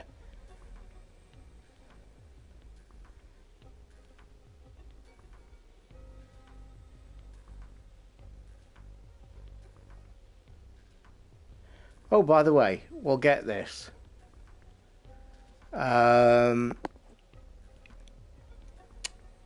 I was just saying where I just tweeted about the guys that made the aim controller. They've actually just liked my tweet from this morning. So that's quite good. That's quite good.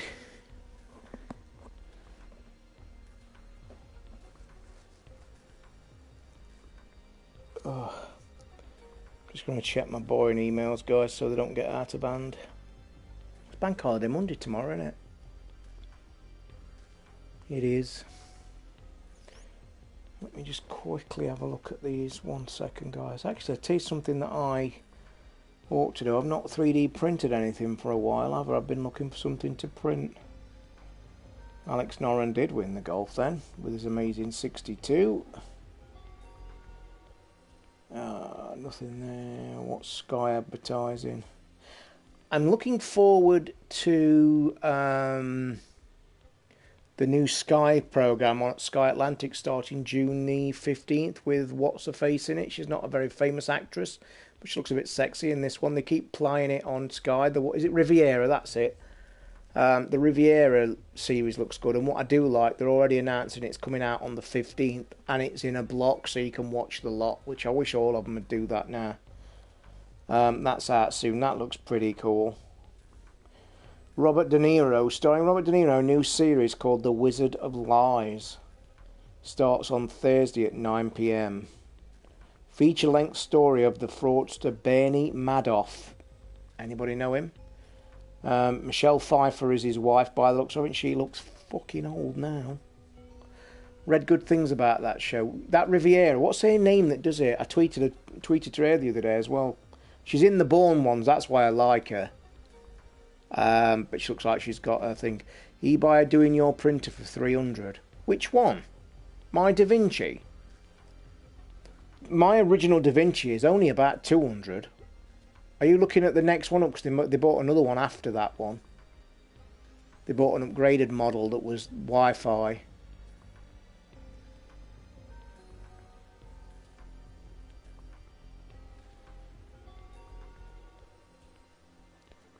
Dude, I tell you what, my inbox is full of shit. Hi, NH, good evening. You've missed a pretty interesting show this evening. So it's the upgrade. It's ever so hard to have a conversation like this. So it's the upgraded one, not my original one. So we're looking now. Then I'm looking at my mini factory to look see if there's anything worth downloading for a 3D printer. You can print your own drone. Holy shit! Oh my god, that's pretty cool.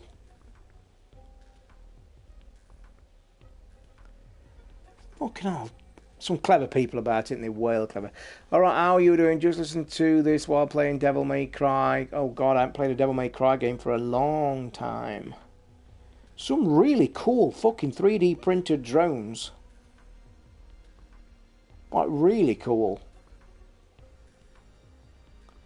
Like, there's a little... Oh, and then this A-net printer, $162 it is. Oh, you can buy the original A-net printer on my mini factory. I didn't know that. I was toying with going with that A-net printer, by the way, the other day. I was talking to Paramonos, who comes in the room. He's the engineer guy, the real clever guy. He actually turned me off it. But the one I was looking at I think was a fake. I don't think it was a true A-net A8. Because I'm now looking at the true A-net A8. On myminifactory.com, and you can purchase it directly through them. The only thing putting me off of that is I have to build the fucking thing myself. Oh, you're talking about the thing about the upgraded one. Well, let me tell you now, the old one I've got has always had that fucking rip-off DRM. There's chips in the cartridges. We have to buy them. And I don't mind the chips in the cartridges. Don't fucking mind it at all, because I am going to say now, and I've said it many times on the show, the quality of that filament for that printer, second to none. Absolutely second to none. I don't mind paying 20 quid for a roll of filament because it's printed everything in my flat fucking out of this world. What I object to with the Da Vinci, it's the only gripe I've got for them, and I'd really like to talk to them and say, listen, get your fucking fingers out and do something about it. When the computer chip tells you it's run out of filament, there is still enough filament on that fucking reel to print at least 1 or 2 things still on it, but there is no way of getting it off there because it's DRM'd and the chip in it. Well, wait a minute, tell a lie. There is a way. When I order a new filament, I could get that chip, put it into the fucking this one to finish that reel off, but what that'll do, that'll make that reel run out even fucking quicker. So there's no point doing that, because in further down the line, I'm going to get a chip that runs out halfway through the fucking filament. There is a way, and this is a nasty way, and let's whisper this a bit quietly. And I have thought about this idea. And no, before anybody asks, there's no chips or software that can crack it. I've fucking looked. In fact, I am going to say this. All the shit you can do on the internet, I'm amazed that nobody's cracked this fucker yet, ever. Because the printer you're talking about there, Mark, the next upgraded one, the DaVinci 1.1, that is cracked. You can buy a fucking chipper off eBay. That's it. They all do it, mate. This one does it. But I don't mind it because the filament's good quality. But get this. The trick to do what I could do, really, if I wanted to be nasty, I could order a reel of filament off Amazon, take the chip out of it, swap the chip for one that's empty, and send it back. And then I've got a full chip that I can save, that I could just drop into the printer every time I want to finish a reel.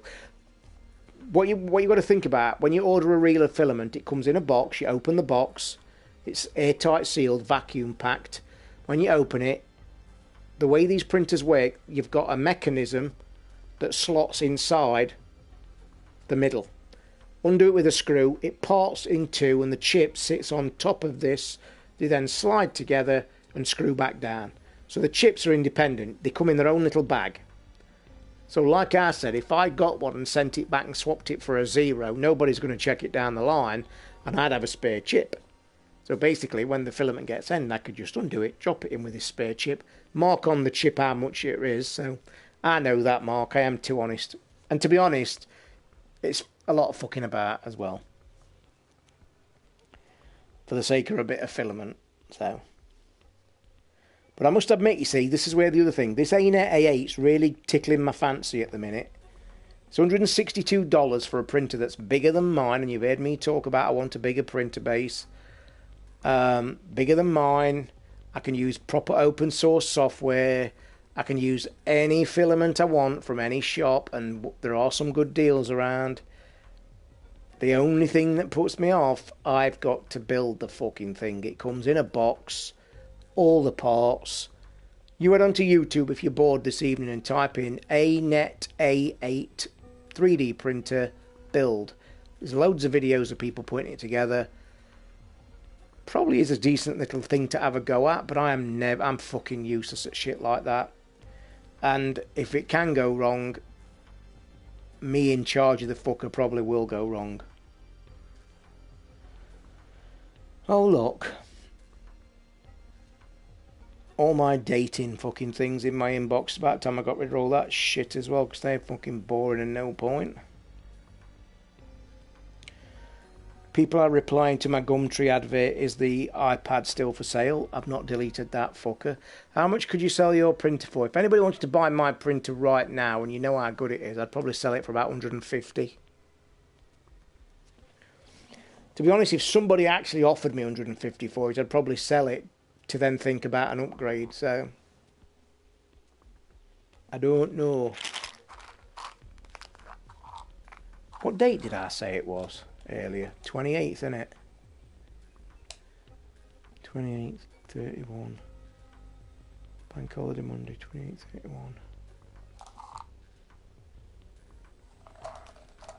31.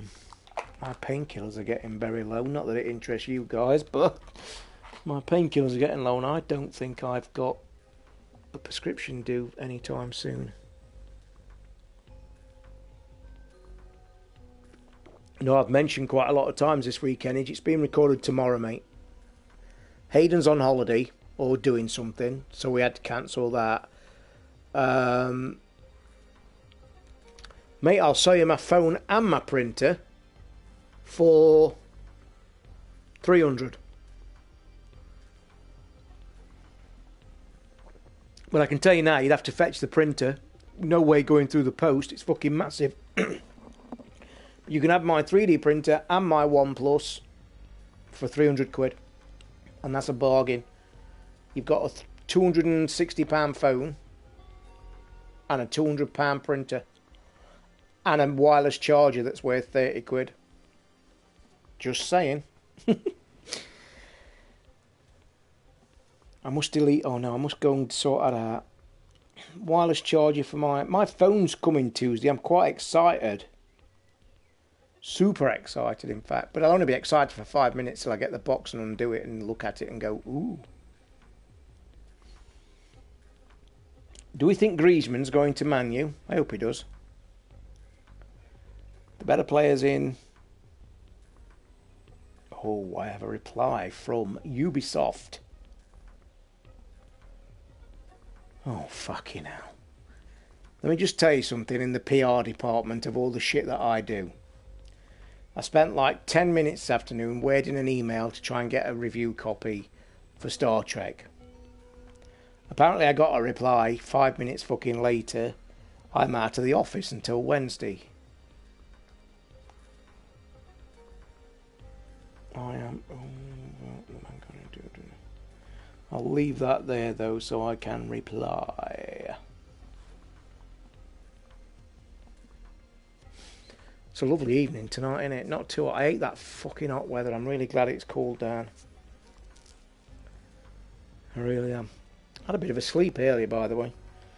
Not that it interests you guys. I nodded off when I was watching the golf. So tomorrow is recording. Yeah, I was explaining about the show. Sorry, Energy, I'm fucking drifting off. Aidan, I think, is either away this weekend on holiday or doing something. So then when he told me that about Wednesday, Ricky, funnily enough, contacted me the same day to say, I forgot to tell you I'm going to a concert or a festival on Sunday, so I won't be able to record. However, I could record Bank Holiday Monday. So I then thought to myself, because the more the merrier, could have done a show with Steve tonight on his own. We've done it before, it wouldn't matter. But I then thought, well, I'll tell you what, over we pop to... I messaged Steve on about Wednesday. I said, Steve, would you be up for recording Monday? I told him that Hayden's away, Ricky is away on Sunday. Do you want to record Monday night? Do I take luncheon vouchers? You pay me in Amazon vouchers.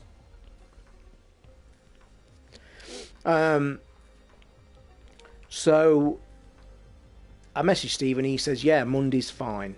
So that's why the show is going to be recorded tomorrow. Same time, 7 o'clock start. Me edit it about half 11. No, about half 10, about 11. Should be up about half 11, quarter to 12-ish tomorrow night. Do you guys, I mean, I know there's not a lot in the room. This is a good question to ask when there's a lot of people in the room. When do you guys listen to the show? Have we got some in the room that are like, oh my God, it's Sunday night, I can't wait, I'm going to do it now and listen to it straight? Because I can tell you now what I find really good, amusing, and what I really like is like you know my schedule is like Sunday we all meet up at 7, record the podcast, half 10 finishes, chat for a couple of minutes, 11 o'clock I start editing straight away, make a coffee, sometimes get a bite to eat, edit the show at the desk, stick it up about midnight.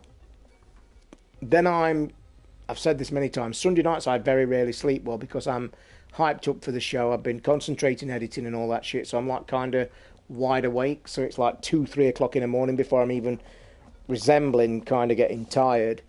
But I get emails, I actually get emails like 1-2 o'clock in the morning where people are either commenting or asking me something about the show we've just recorded. And it's like, Jesus Christ, it's only just gone up. So it intrigues me when you listen to it. Hennig, Monday morning driving to work, finish it off Monday night after work when I'm prepping lunches for the week, tidying up. Yeah, a lot of people do that kind of thing. Also, Rambler, I always listen while running. I'll tell you what, I think I might have mentioned this at some point. Statistic-wise, because I've got all privy to all the statistics, the vast amount of downloads and listening periods is Tuesday, Wednesday. Wednesday being the pinnacle. So for some reason, Wednesday seems to bump the numbers up. So you listen to it on your night shift. But I know there's people religiously... In fact, I know for a fact that come tomorrow morning, I know my inbox is going to be... My inbox and my Twitter is like going to be... You know what it's going to be like. So I'll guarantee you now that my inbox tomorrow and will be, where's the show? What's happened to the show? Oh God, I've got loads of tweets. Who's messaging me? Luke asking about the show. Hopefully he's listening and got the answer. Oh yeah, big thumbs up to old Head Chef Alan, because it's fucking crazy. He's done one of them crazy races last night. Let's get this. What's he going to do? Cheers. My best mate joint first, as I always nerd shit while I run to make... He needs to make a Cranky Gamers shirt. I have got an emblem, Alan, if I don't know if you're in the room or listening. Right. The race he was in yesterday ended up being 11... Get ready for this statistic. The race ended up being 11 miles longer. 11 miles. Who the fuck goes for that long anyway? 123.8 miles... Not 112 like they measured. We had to sprint to get under 48 hours cut off, so they give you 48 hours to do this 128 fucking mile. So much fun. Can't wait for the podcast tomorrow so I can listen to it tomorrow. Well, I'm actually going to message him and tell Alan, but what a fate that guy does. Bloody hell. Let me just reply to him. Sadly, not recording until tomorrow. So you'll have to wait until Tuesday. Or auto type correct. Fuck. Download it Monday morning. You are the only podcast I listen to. Oh my God. Oh, he's crazy, Alan is. I love the guy. He's brilliant. And you know, I think I've said this before. It was my size when he got into all this running shit. I mean, who the fuck runs for 123.8 mile over 48 hours? And I think he told me earlier in the message, never slept. So he's running like whoosh. How the fuck aren't you like dropping dead?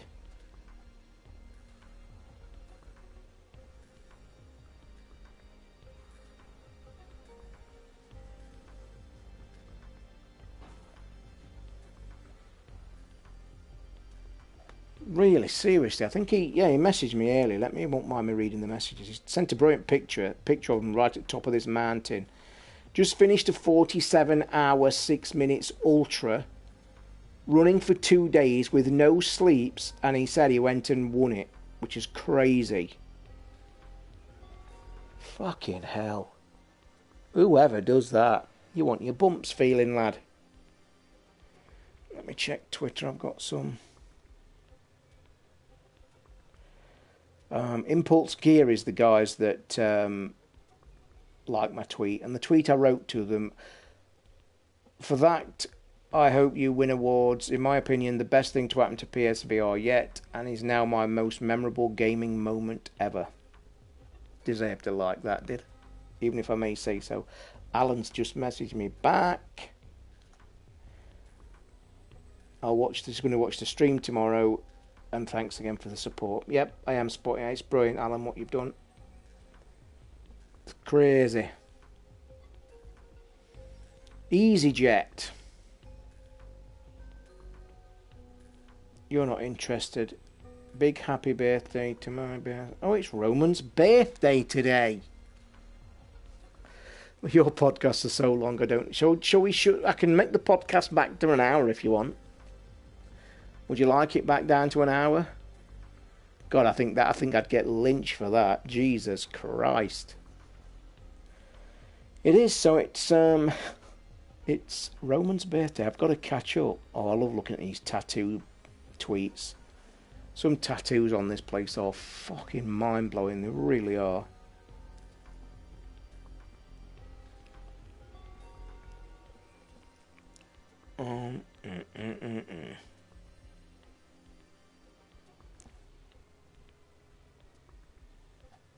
Sorry guys, I'll stop iPadding in a minute and we'll have a chat for another... What, for an hour? Would you'd die for an hour, would you?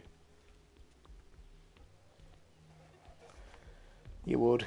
You'd die for an hour. To be honest, guys, I don't think we could actually fucking do an hour anymore. You've got to think. Our intros are more than an hour.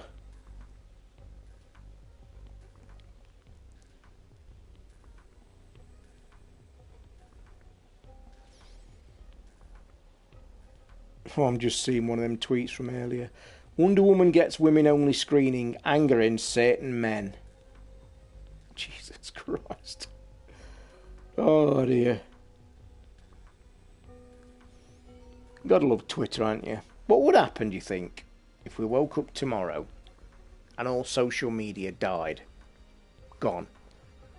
And by that, I mean... there's not much chat. A lot of people just listen to this and just drift off with their headphones or doing something else. What would you guys do if tomorrow there was no Facebook, deleted never to return, no Twitter, deleted never to return?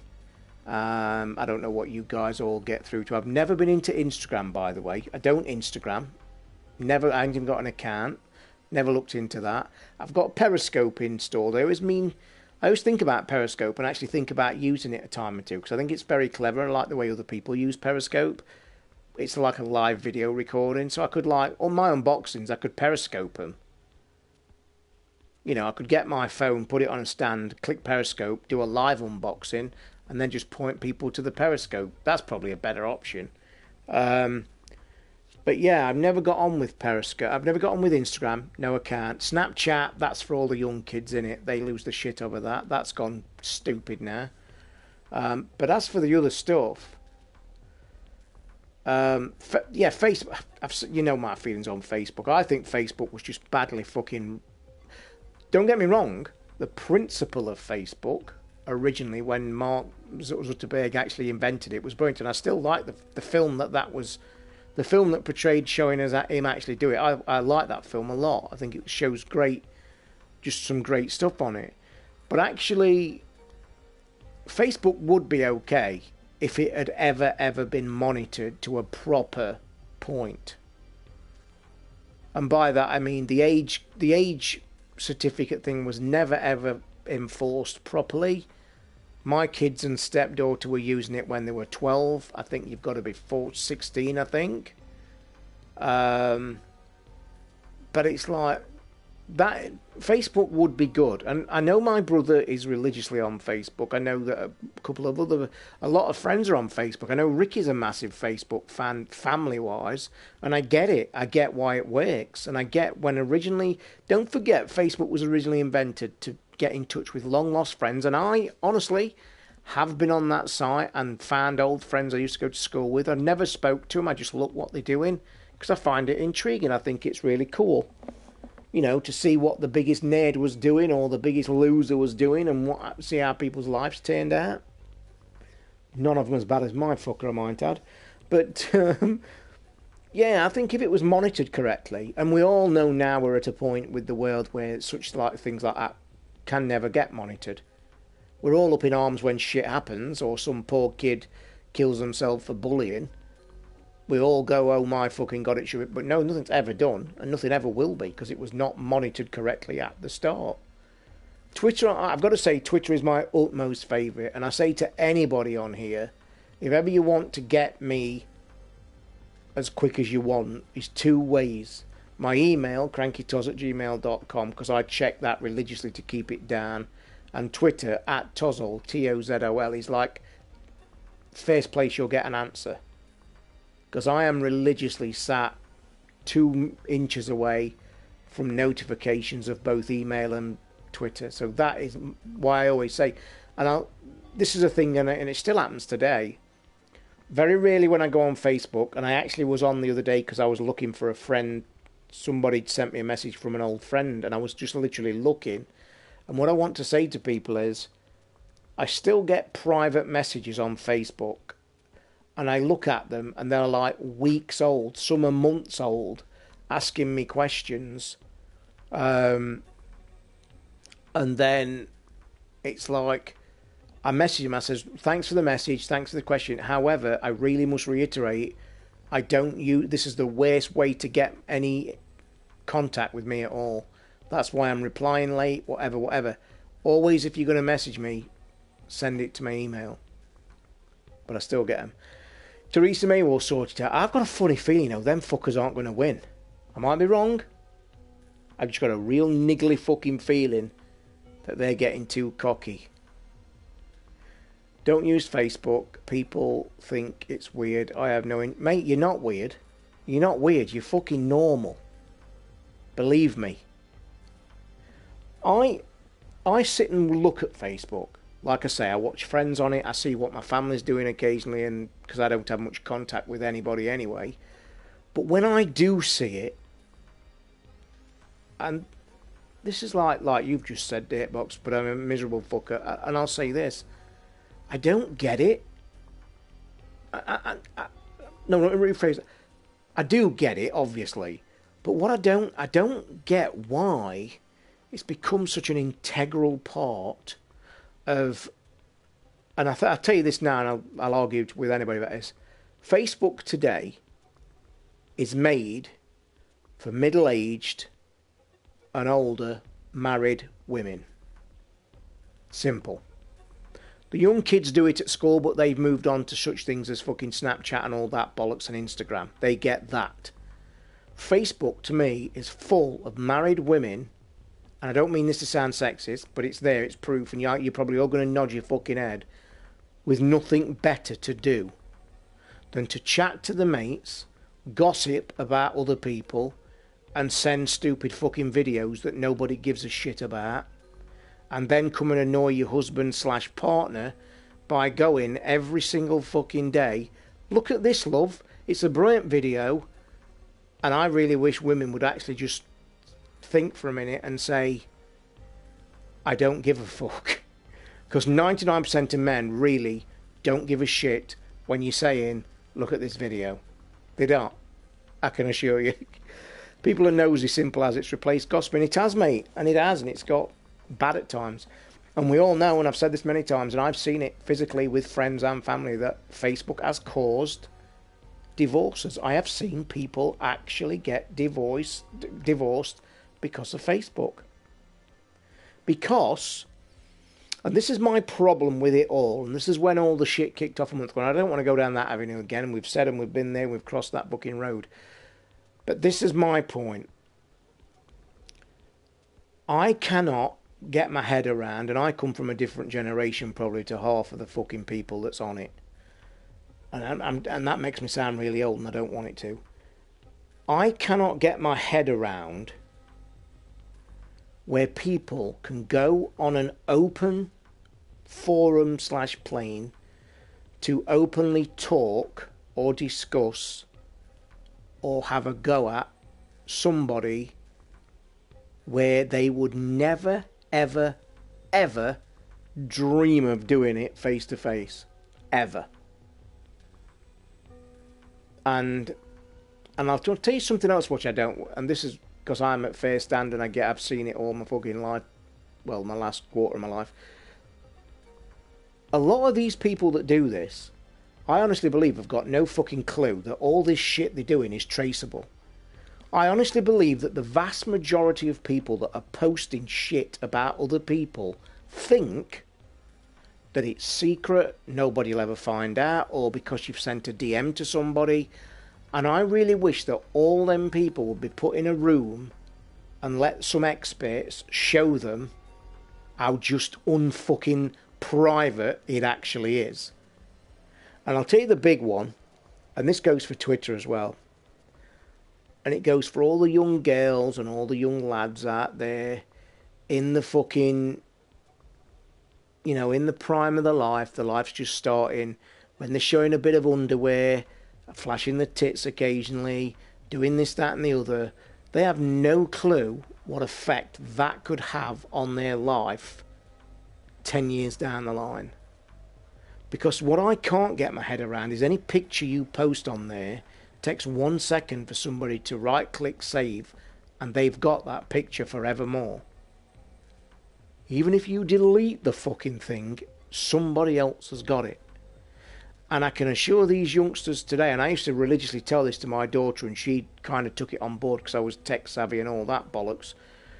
I used to say to him, I say, listen, people that are giving jobs out today, they will look at your Facebook profile, they will look at your Twitter profile, and I can assure you that if they see pictures of you flashing your arse or doing whatever, even it was 10 years ago, they're going to sit back and say, I do not want that kind of person working in my office. And I think half the people that are on there type shit, say shit, post shit, and have no inkling of what it is. And that's my overall feeling on this kind of thing, because I actually feel like, at what point is the brain functioning to say to them, it's okay doing this? Do you know what I mean? It's like, and I'll put this to you, this is a good point. Let's rewind 10, 15 years, might be even a bit longer. Let's rewind 15 years ago. How many of these middle-aged women or teenage kids or whatever, how many of them would take an advert out in their local paper and put a picture of the tits on it? Or how many would Mrs. Jones take an advert out in the local paper saying, fucking hell, Edna down the road, I'm sure she's shagging so-and-so? How many people 15, 20 years ago would have actually done that? You know, if you'd have got them then and told them, I want you to post a picture of your tits on this paper, or I want you to actually go into fucking call Mrs. Jones down the road that she's a slag sleeping with so-and-so, would you post that in a paper? They'd look at you like you'd fell off the fucking moon. But fast forward 15 years, and they're doing it every single day. And that is what I can't get my head around. That they're tip-tapping, picturing, and just boldly sending it out into the ether with no fucking clue of what's happening. And this is why it kind of brought me back to the full circle of when we was getting trolls and really bad people, that them people, for some reason, think they're completely anonymous. That blows my mind. Really does. Really, really does. And that's kind of why I very rarely do stuff like that and things like that. Because I just don't... it like my brain ticks over as if to say, what the fuck are you doing? You know. It's weird. It's a weird world we live in, and it's moved on at a very fucking fast pace.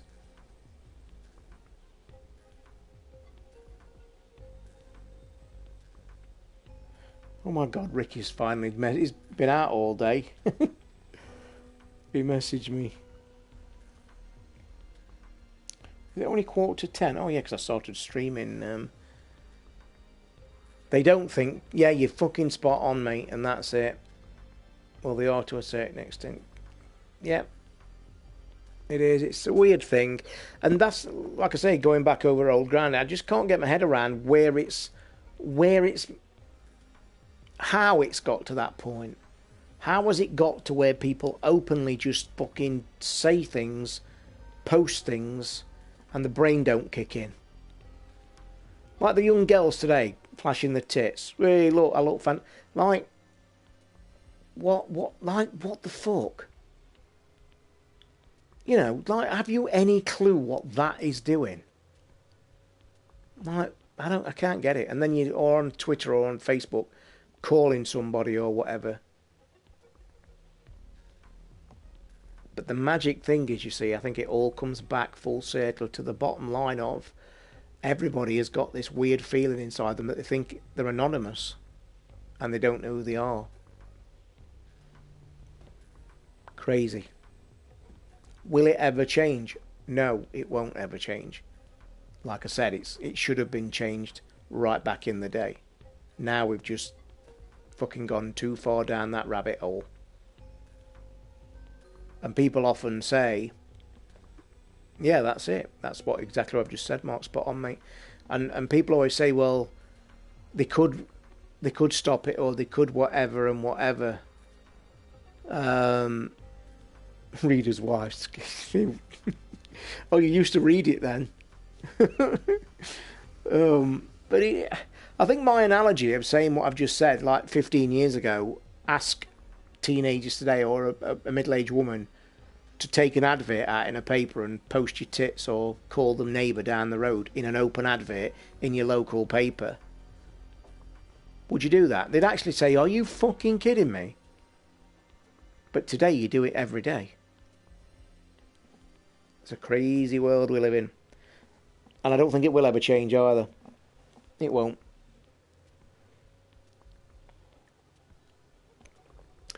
I must admit, Datebox, I wasn't a big magazine fan back in the day. In fact, I only ever saw... I'm trying to think back, way back. Fuck, it is a long way.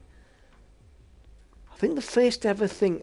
two things stick in my... I was never a lad for buying porno. I don't think I've ever bought one, by the way, in my entire life. And that is God's honest truth. And I wouldn't give a shit fucking admitting it or not. You know I wouldn't. Don't think I've ever bought one, ever. Ever. Oh, I tell a lie. I tell a fucking lie. I tell a lie. I did buy one because it was Bridget Nielsen on the cover. She did a shoot for one of the magazines. And at that time, I'd got a real hot thing for Bridget Nielsen. And I remember taking it to the pub that fucking day, and some fucker nicked it. It's the only ever one I've bought. And obviously everybody wanted a fucking look, didn't they? And some bastard pinched it. The only other riding things... I once found a stash of them in a rugby clubhouse, stashed behind some fucking wall. That was my favourite. And I think I was pretty young then as well. I think I was like... Because I remember it feeling a bit fucking shocking, actually. Because I think I was only about 11 or 12. And I remember a feeling of like thinking, fucking hell, like really weird feeling. And then the other one was, I think, when I was about 13, I found a load under my brother's bed. And that was a bit like the only point of giggly and get your mate and say, fucking hell, look what I found. But yeah. The stories were interesting. I will say that.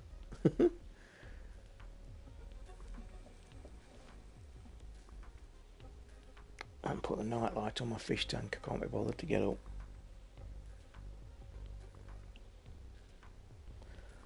Well, it looks like I'm going to be having my last of my Cocoa Pops tonight for food. I might watch a movie, actually. I have not watched a movie in at least a week or so. So I could either head on to KOD and have a look, see if there's anything on there, which I think there is. There's one film I really want to see on there, and I know it's just arrived. So I could go and see that. Am I in the right mood? I don't know. Or I could actually stick 4K of Passengers, because I haven't watched the entire film right through on 4K, and I've still yet to put my 4K player connected to this TV. So I could kill two birds with one stone. Or I did see something I fancied the other day. I've got the Blu-ray of Indiana Jones, 4 films. Really fucking tempted. Have I seen Logan? No. I'm not a big fan of them kind of films. I have had a chance to see Logan on the KO, but don't interest me. Although I probably will watch it at some point when it comes on TV or on one of the services. I will say Amazon, by the way, anybody on Amazon Prime, I got an email saying that John Wick original has gone on to Amazon Prime, if anybody's interested in that. And to give you a clue, that's the other film I could sit and watch, by the way. I'm desperate to see that. Could have watched that actually in 4K. I've got that in 4K. That is a film and a half, that fucker is. In fact, I think I've listed all my films, haven't I? John Wick, Ghostbusters, San Andreas, Battleships, Everest, Revenant, Bourne, Trilogy, I can't see because it's too dark, Lucy, Star Trek 3 films, Evening Lance, no news of a price drop yet. I don't think they'll leak that anyway. That won't be leaked. It's like one of the big announcements. It's kind of rumoured they're going to drop it $50.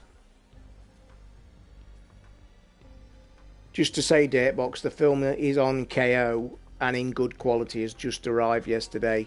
The follow-up to that, that's what I was really tempted to watch, but I'm not in the right mood. You know when you're really dying to see a top movie, you've got to be in that right mood. You know what I mean?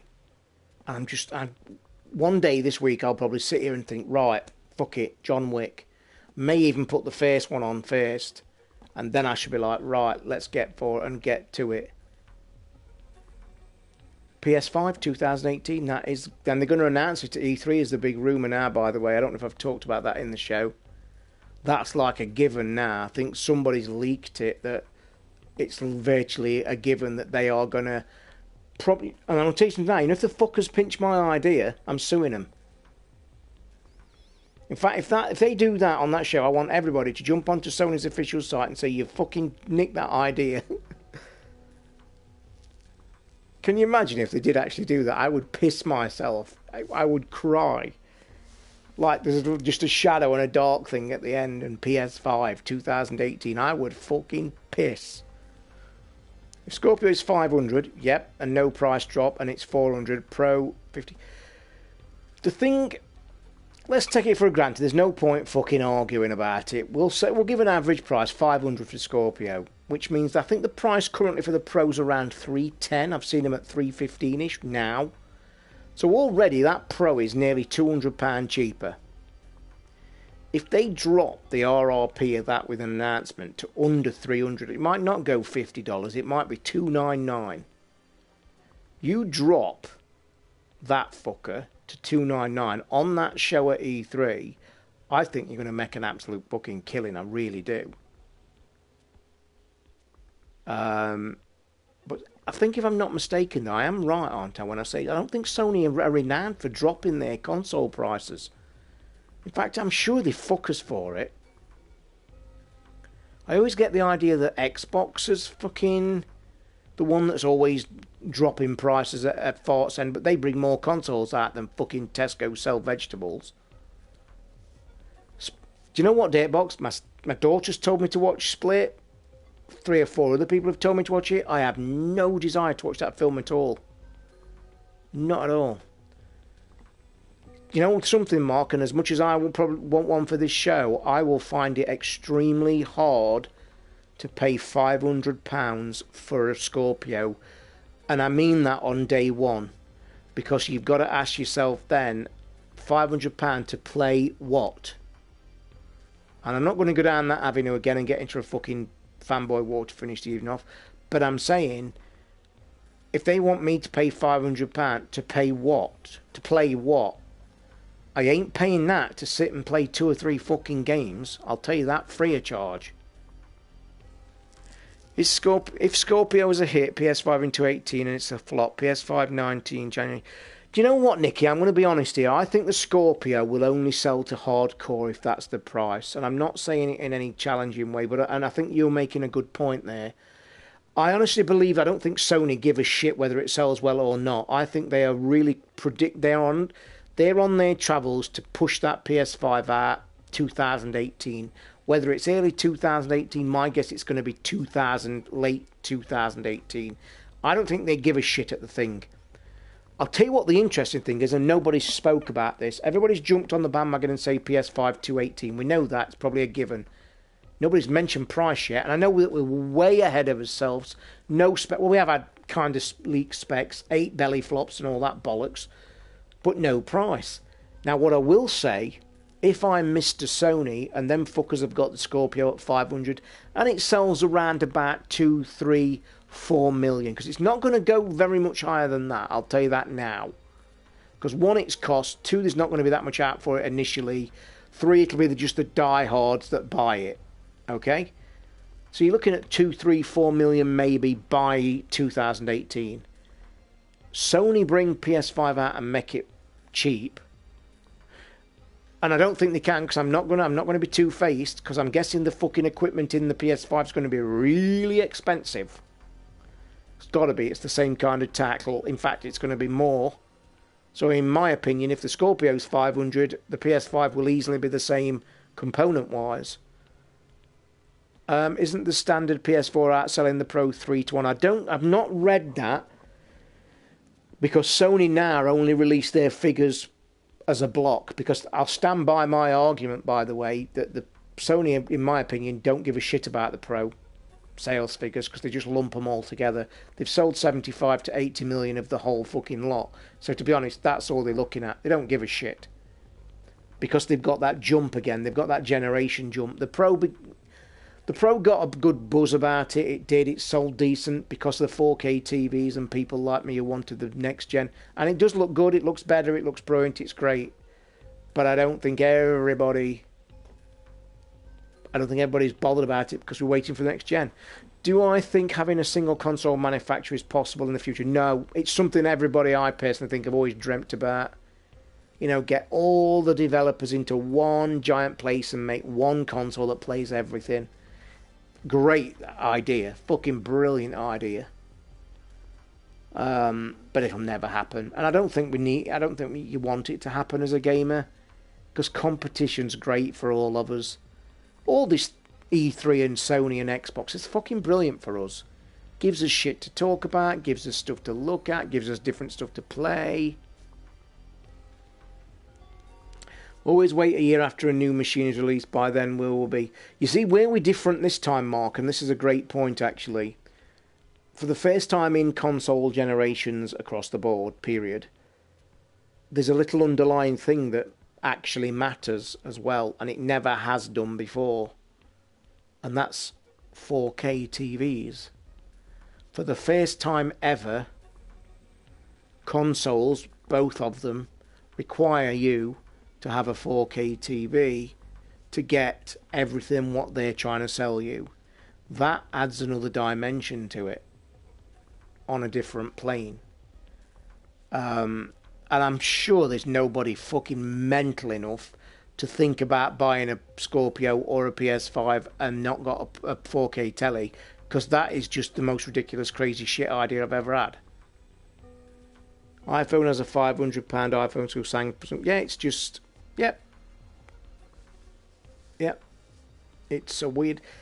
Tech's always been the same, hasn't it? But I do believe that consoles now are in a weird generation because we require 4K TVs.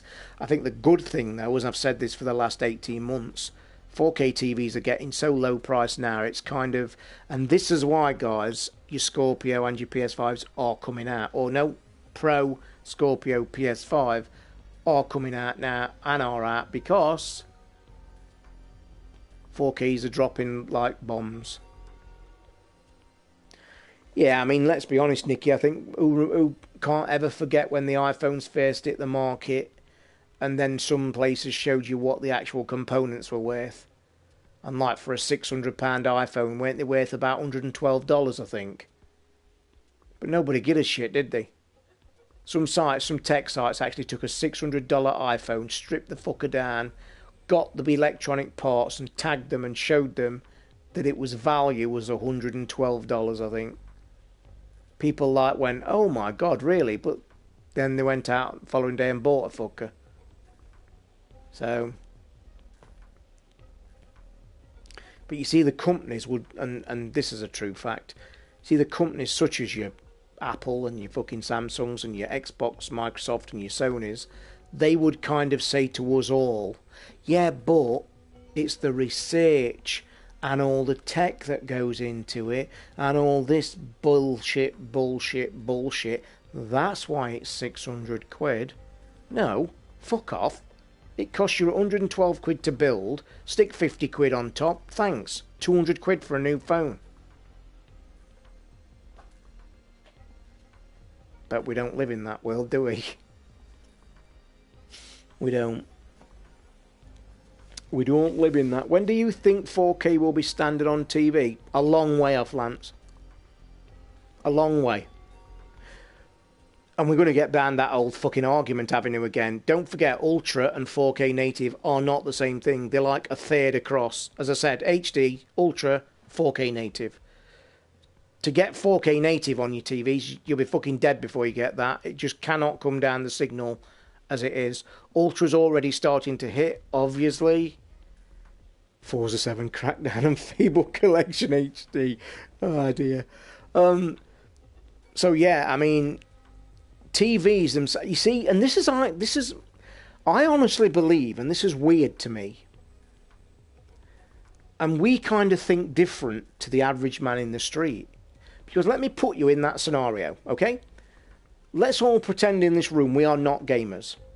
We are average Joe in the fucking street, okay?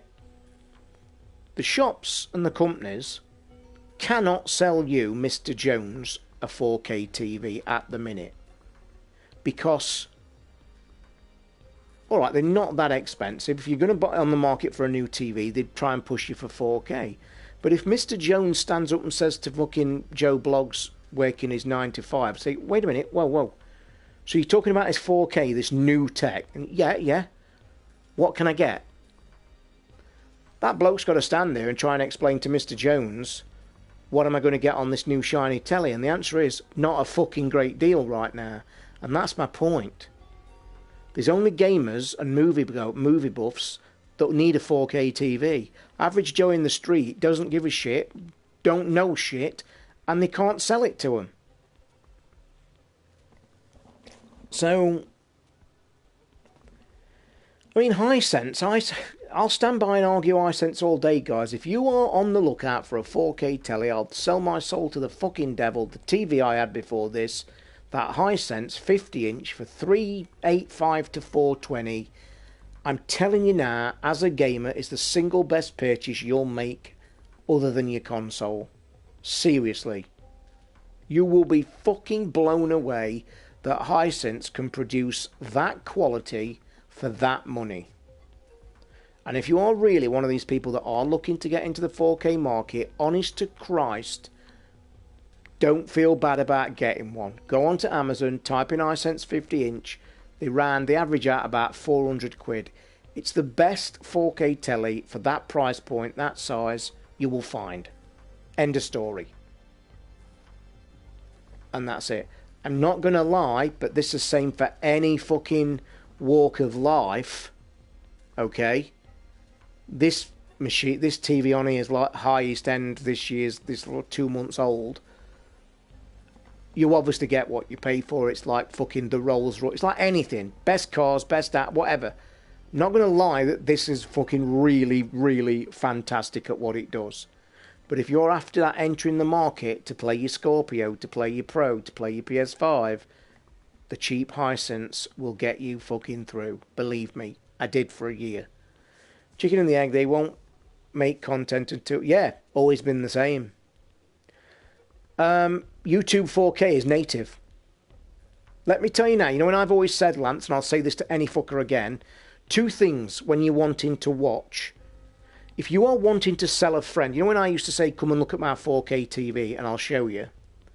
I made my brother buy one in 2 seconds and he's not into tech at all. I got him, and his missus, by the way, who's really not into fucking anything, he bought her up here to look at it, to show her, so he could convince her they want a new TV. You go onto YouTube through the TV, not through a console, not through any externals. Has to be through your TV, smart features with a hardwired Ethernet. Bang that in, go to your search bar, type 4K, look for things like Ryan the World in 4K, and I'm telling you now, that would sell fucking snow to the Eskimos. It will blow you away. And I said way back in the day on my channel and on my show, when I said this, I cannot explain to you the jump from HD to native 4K. It is one of them moments that you look and go, holy shit. And it really is. And don't anybody ever convince you otherwise. Now, what I'm going to say, UHDs and the 2.286, okay, they're still fantastic. I know all about bitrate, Nicky, and all that. We no need to bring that up again. I am more interested in Datebox's comment. What HDR channel? You're going to teach me something. What have I been missing? I think the simple thing, Nicky, to be on level terms as well, and this is what I'm kind of trying to get, because there is 2K, 2.8 intermediate, they called, that what your Blu-rays are. or your 4K films are. You know it and I know it. When you see that on your YouTube, because you will see 2.8 intermediates, when you look at that and then the native 4K, there is that step up. No question. Bitrate or no bitrate, there's a step up. You can put a native 4K up and an Ultra HD. Yes, the Ultra HD is better than a standard, but you can see a difference on the next step. Now, I'll say this, and you probably do, because you've got everything that I've got, Nikki, and you're same as me. Why we've gone down this route, I don't quite understand. Maybe it's bandwidth, maybe it's whatever, maybe it's what films are shot in, or TV programs, or whatever. And it's so confusing to the average man in the street. I don't know why we've gone down. Why? You might be able to answer me, Nikki, because I've looked for answers. Why have we not gone from HD to 4K native? Bang. Why is there this intermediate in the middle? Why is there this Ultra 2.8 intermediate in the middle? Why have we gone down that way? Is it purely because it's not, you know, it's what it's recording like I go back to again? Let me quickly get that. Oh, you've sent me a link to the channel. Brilliant, guys. Thank you, all of you. It's the name of a user. Play your TV's YouTube app with HDR on. My TV starts automatically when it comes on. That's the most thing I'm super impressed about this TV. Two things.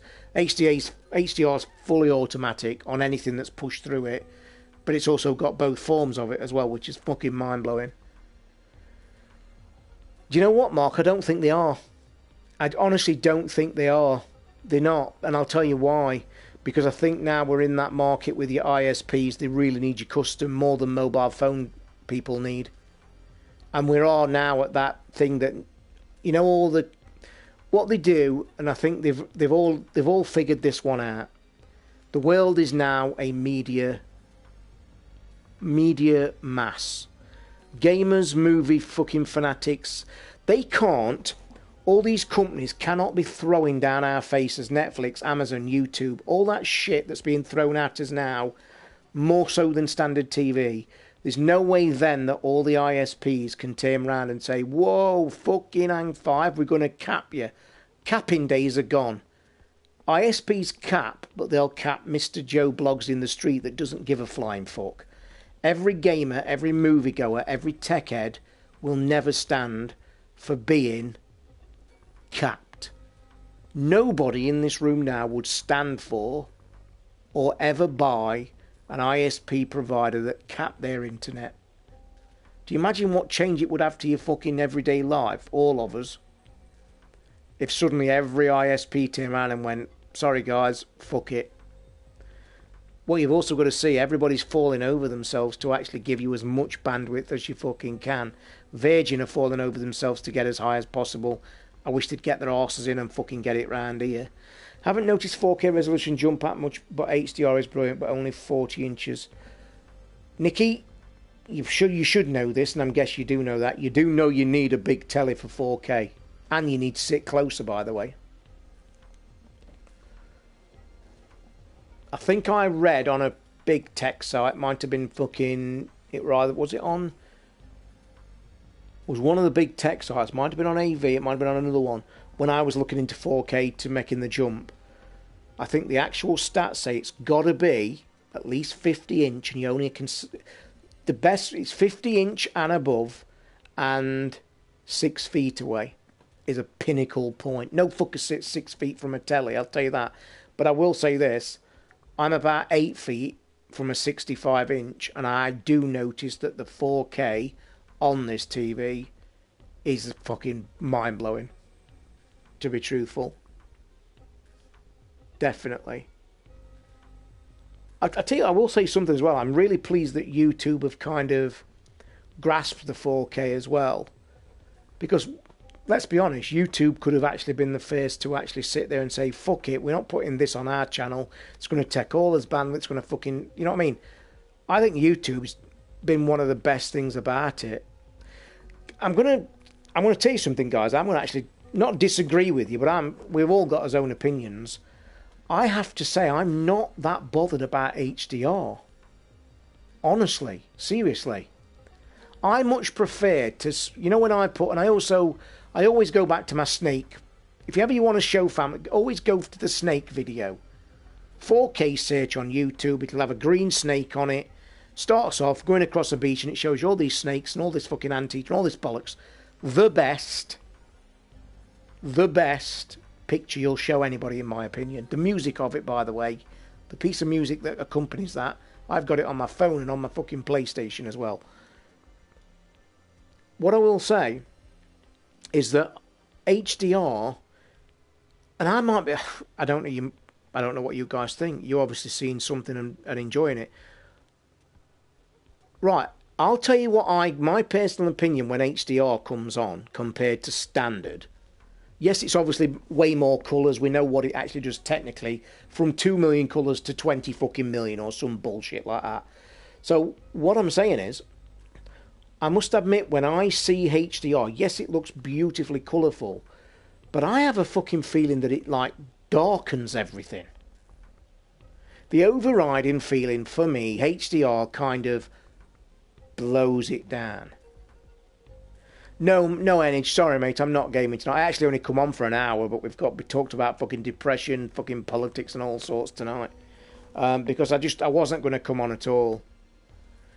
Yeah, I will do. I'll click that link. I'll try and find it. But don't forget, I get HDR and everything on my TV. As soon as I put a 4K film on in my Blu-ray, it comes up HDR. When I look at gaming, it comes up HDR. So I have seen it. It just looks fucking dark to me. And can't you guys remember, and I think they might have fixed it, but you know when the Xbox first got the player in it, do you remember all the forums and shit? And I think I actually mentioned it. And I said it as a thing. But do you know that, can you remember when Xbox kicked theirs out, and I think they fixed it with a film? Everybody was complaining it was fucking dark. And I've given this tip out to a few friends and family that have said it as well. Do you know if you've got your HDR on something and you think it looks dark? And I actually do. I said to them, don't be frightened to go into your TV settings and just knock your brightness up a couple of notches. And I'll recommend that to you guys as well. You stick your HDR on, you just go to your brightness and fucking notch that up a couple of ticks. Then I notice it looks really nice. Yeah, 4K is a great jump. I mean, it is. It's great. It really is brilliant. I mean, I said originally when I saw 4K, and I kept trying to reiterate on the show, and I kept saying to many, many people, guys, I can't explain to you that you really have to be in a room watching it. And the guys that came and watched it, you know, at my flat that I said a few friends come to have a look, they were thinking, every one of them was blown away. I just used to sit and get that snake video ready, sit in here where I'm sat and say, right, are you ready? And I used to see on the faces, and you could like really see on the faces. There might be some in the room that did it, where they sat there, and I could tell on the face that when I'm about to say, right, are you ready? And I could see on the face as if to say, okay, like, this ain't going to be that fucking impressive, I know. And then you press it, and that beach scene of that video I'm on about, you must watch it if you've not seen it. It's one of the best. When it changes to then the green snake, I look at the faces and they literally were like, and then it moved to another snake and then the fucking sloth going up the tree, and I just kept watching him, and then the little ant and the spiders, and then halfway through I just had to say, what do you think? And they were like, oh my fucking god. Thing is, Datebox, about AV. I was one of the original subscribers donkeys years ago to AV. Many, many, many years. I was on there when there were like fucking 200 people on it. I'm going to say about AV and settings, and I don't know whether you agree with this or not, but I'll say this. They're all the best place for any information about any specific tech you want. It's a fantastic place. There's no bullshit on there. And there's no biased adverts trying to sell you shit that they're trying to get commission off. What I'll say about AV forums and your settings, don't forget, every individual is different. Yes, you might go and look at LG 65 UV fucking J telly, what's the best settings, and you'll have some clever tech bloke come on there and say, right, start your fucking brightness and do that. You might sit and do that, but I would still say to you, make sure, if you don't like it, Just because that guy on AV Forum says this is what... Don't follow it religiously. Have a fuck about with yourself. So... Yeah, this is what I'm saying, Nikki. A lot of people take AV for being religiously fucking the thing. Yes, go and play with the setting for your TV, because they'll be half decent. But always stand back and say, wait a minute, what happens if I just fucking knock contrast down? Or what happens if I knock brightness up? Or colour down a notch? Best thing to do, fuck about yourself, then go and do AV, and compare the two. You fuck about with yourself, get a pen and paper, write down the number, colour, 60, brightness, 40, or whatever, write the fucking lot down, go to AV, do then, have a look, write your own back down, put them back on, and compare the two. And I'll fucking bet you now, more times than not, yourn will be better than then. Because we're all different. We all sit in a different place, we've all got us TVs in a different place, our eyes are all fucking different. So always have a mess about. And the bottom line is, guys, you're never going to do any wrong, are you? And that's why I go back to HDR. Whenever HDR kicks in, I'll always just get my controller. It's only 2 or 3. I'll literally go to my controller, brightness, and just go ... 1, 2, 3, and then that'll do. And then it is really fucking nice. Definitely. My nan wants an 80-inch TV. This TV was 1,850, but 2 days later it went down to 1,600. Because it was so new, and it was only released in April, I think they was toying with the prices.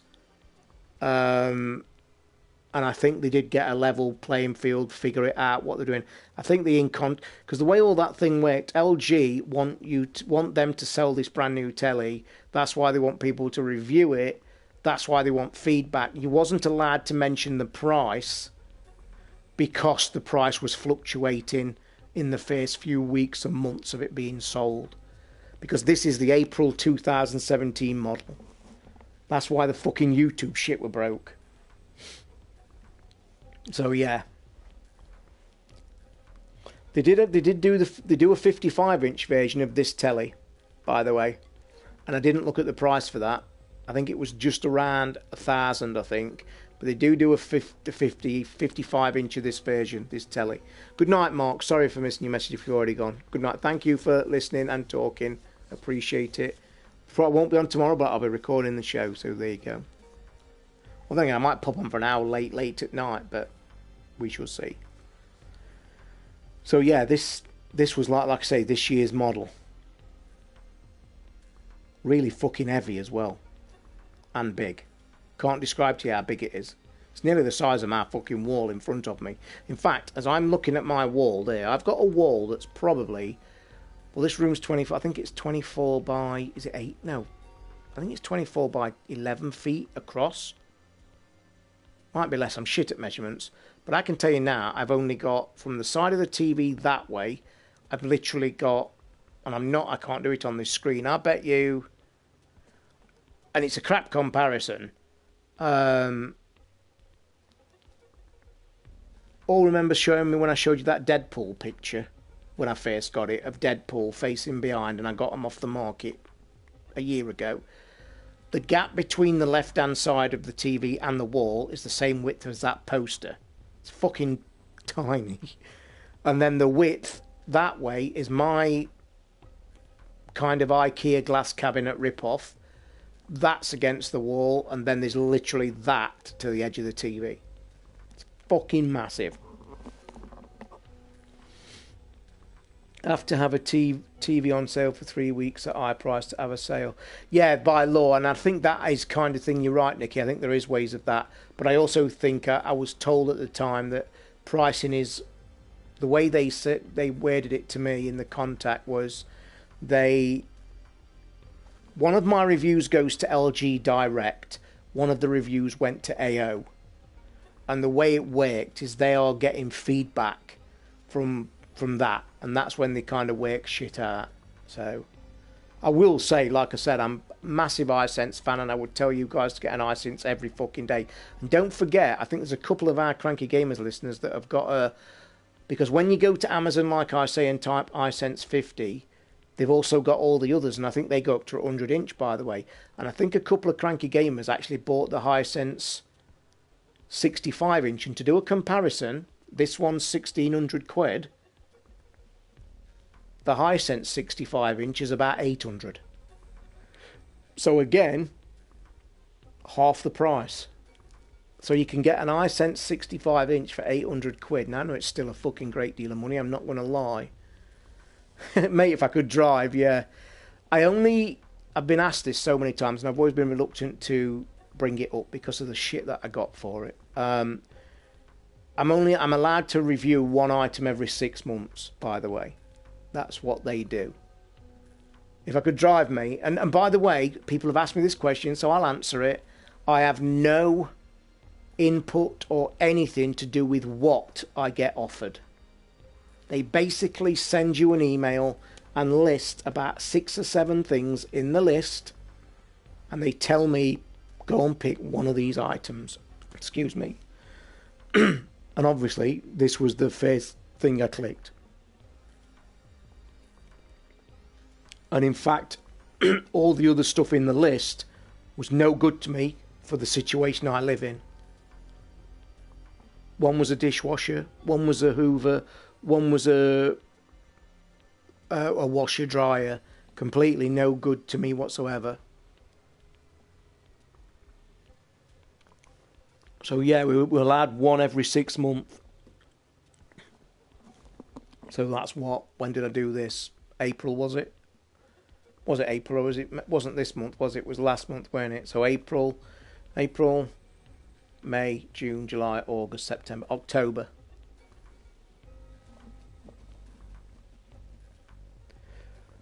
The thing is, Nicky, I will, because I sold it to fucking Ricky. So I will. And there's a thing I need to say about iSense, because obviously I get asked a million times. Hisense are in the same factory and in the same area as Samsung.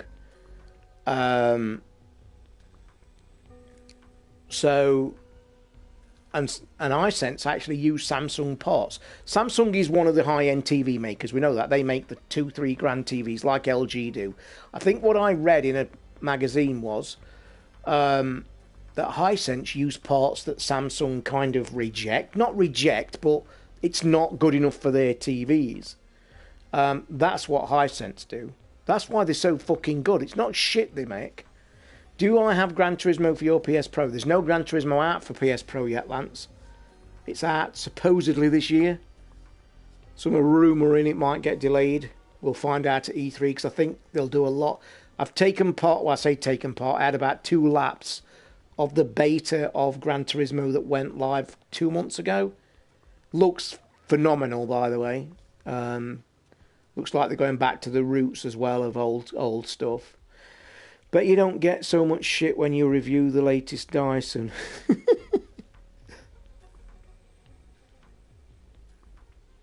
No, probably not, Dirtbox. Probably not, mate. LG was a shit brand, proven brand. LG's done really well for themselves, I've got to say, and it's. But let's be honest, guys. I mean, we're talking about things that I don't know. But take a high-end LG and take a high-end Samsung. It's like the same, we're into fucking gaming consoles. So Pro Scorpio bullshit. Do we really think there's a massive difference between a high... If you... Example, say that next to this LG was Samsung fucking 65-inch latest model this year. Are you really going to notice a difference? Because I honestly really think that TVs, no. Because it's the same tech, isn't it? TVs are made from certain components, and I'm guessing to make a high-end top quality TV, you're using the same shit, aren't you? You're not telling me that Samsung get a better whatever than LG, but I think they'll be the same. They've got to be the very similar quality. I will give you I've used this now for a month, so I'll give you a couple of bit of let's hope you get a Scorpio. Thing is, Lance, the thing is this, I'm not sure how AO work, but anything on their website, and you say, let's hope you get a Scorpio. As funny as that sounds, so October the way that the way that AO work their reviews is, like I said, this was a brand new product just out, and that's what they do. When I did my research to do this, I went to look at other people. See, there was not a single review out for this telly, and that's when I learnt how AO work their shit. It's brand new. They want people to review it because it's brand fucking new. So as funny as that sounds, like, I have no doubt, in fact I know this for a fact, I went and looked actually when I went all over AO's site, and this kind of backs it up. So you kind of know the way they work. You remember when Mac bought that new MacBook out last year, 3-4 grand, the one with the weird fucking new little LCD shit at the top that not a lot of people liked. I've seen on AO somebody reviewed that and say the words, "This was provided to me for review." So it kind of what AO do, they get brand new products and then offer it for reviews to people that they've accepted. So, as daft as that sounds, that may be in the list. I'd probably turn it down, mate, and buy a Pro or something. I'll tell you what I'll do. I'll actually fucking I'll turn the Scorpio down and go for a Dyson or something like that. I'll probably go for the latest Dyson because of all these carpets I've not got. So yeah.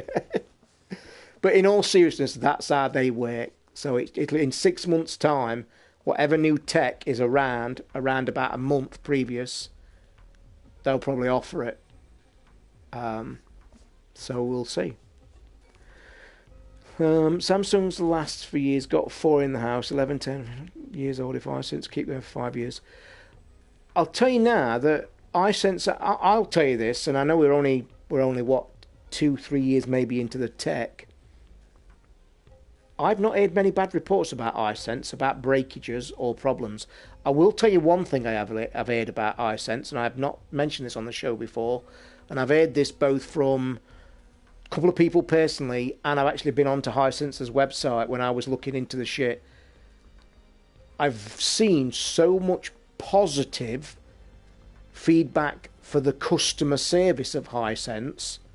That was the overriding thing I've actually heard before, and I mean that to a point of somebody, quite a few people in their like online discussion areas of Hisense said that slight problem with the TV that they'd had for whatever. Soon as they rung Hisense, they had an engineer at their ass in less than 48 hours and either fixed the TV or bought them another one. Every single person. Couldn't see a shit review or somebody complaining, saying Hisense, piece of shit, keeps breaking, whatever.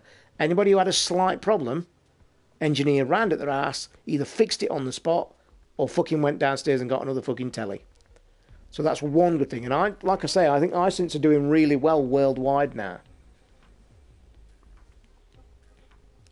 Sony TVs on the edge. Hisense could steal third place in 2 years if they keep going. The number one in, is it China or Japan? I get mixed up, you know. The number one in there. Hisense are the number one TV sellers in that part of the world. And apparently they're number 3 worldwide. But as you guys obviously know, and I don't know if you lot are guilty of this, you may be, I don't know. How brand loyal are you? And I say that because I say, and this is not having a go, he's probably listening, Ricky, but it kind of proves a point. How brand loyal are you? In my lifestyle, where money has been tight, I don't mind buying cheap shit if it gets me what I want. And I say that with, like, respect of, like a Hisense TV. When I was looking for one, and I'll, straight down the line, honest to God, and I do this more than you guys probably ever do, ever. Whenever I'm looking for tech or something that I want or need or whatever, the first search criteria for me personally is I look for the cheapest one of it. I don't look for a name. I don't look for anything. It has to be the cheapest, and I'll work from there. That's how I find Hisense, by the way. I'd never fucking heard of them like a lot of you guys. I was looking for a 4K telly to upgrade, treat myself in this flat. I thought, fuck it. My daughter needed a telly. She hadn't got one. I felt really bad for her. And that's what kind of set them wheels in motion. So I then typed in 4K TVs and then I went cheapest first. And as I scrolled down, I saw this Hisense, and that's exactly how the story went. So what I'm saying is, are you guys brand loyal? Do you go for Samsungs because you know they're good, or do you look for LG in that way? And I suppose if we're being honest as well, when it comes to such as this tech, it's obviously top end shit. And I know we're not all fucking stupid. And it is the way of the world. You get what you pay for. It's the biggest saying in the fucking world, innit? So, and that's Nicky, and you've hit the nail on the head, mate.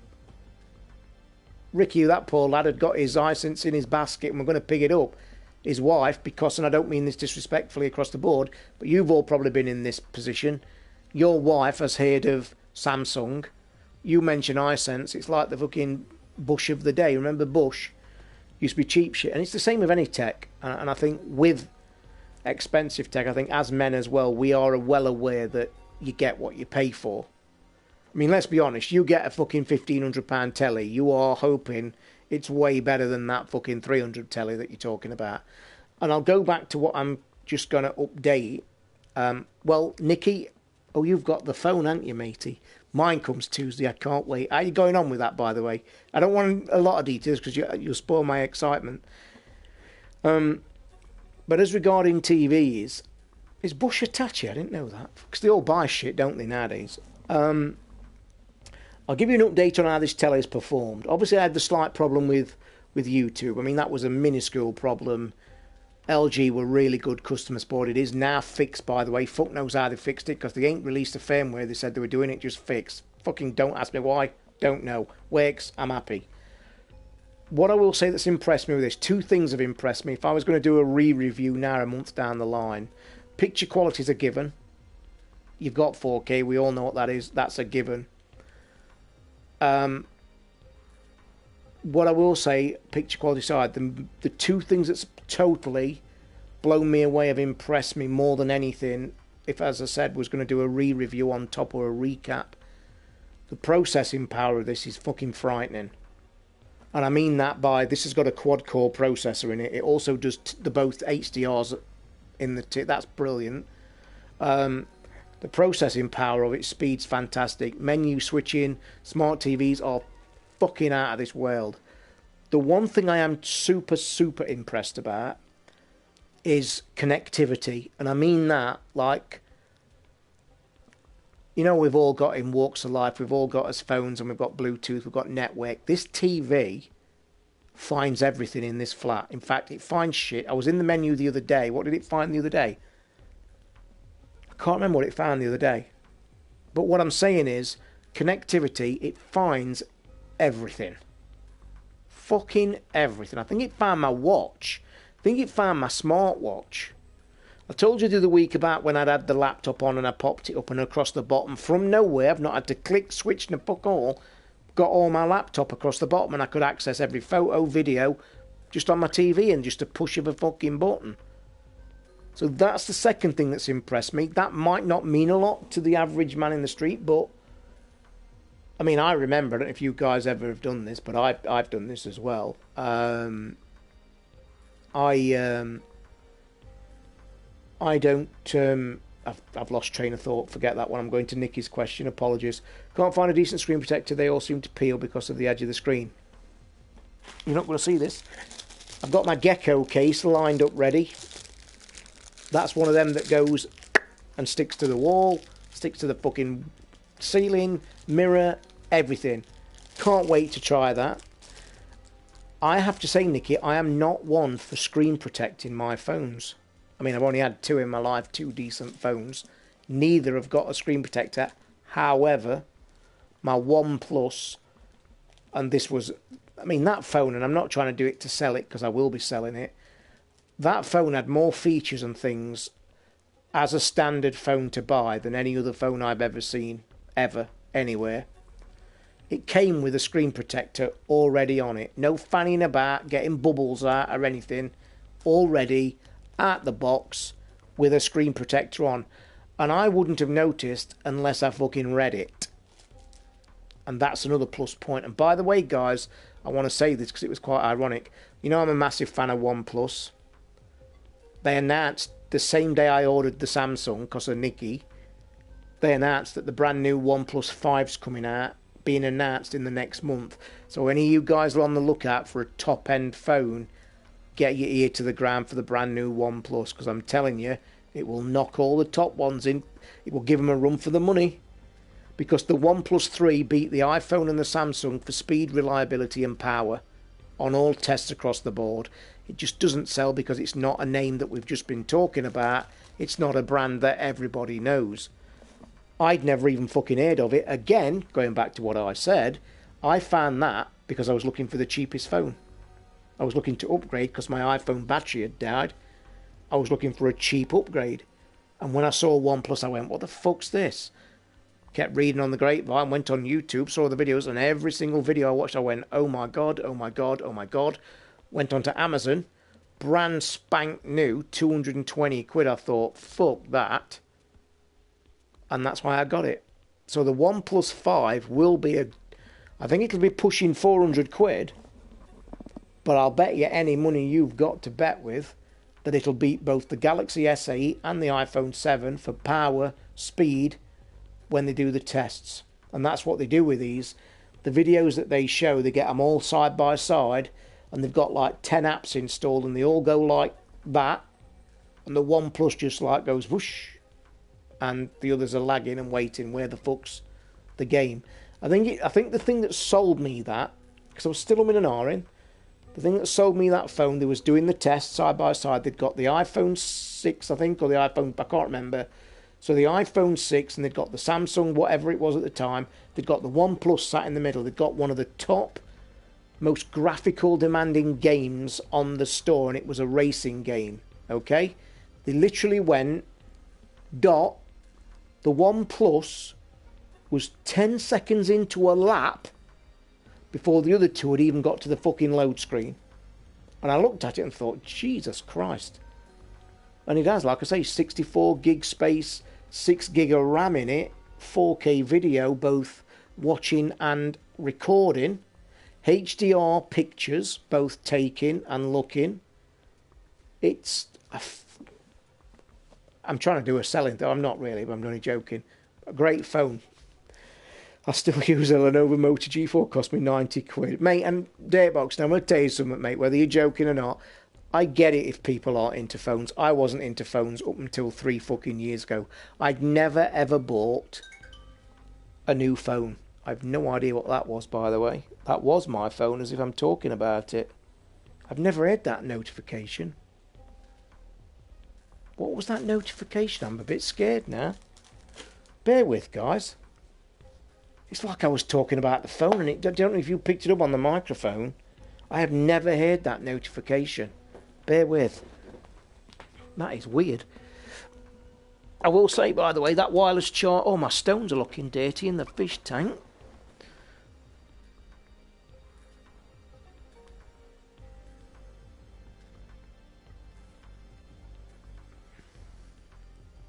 I wonder what that was.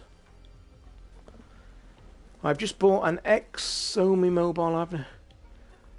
Is it one of them, the India-China market, isn't it? Yeah, I'll tell you a funny story about the India-China market. You know when, like I say, I've always been a pauper regarding phones. I could never, ever... no, I've never been into phones at all. I haven't, like I said, this story. But where Kevin's just saying, the Chinese, I was one of these guys, you know, and I'm going as far back when, like, I think it was the iPhone 3, like them fucking great sandwiches they were. And obviously on the Chinese market, they were bringing the rip-off ones, and that's when they were just getting into the phone market.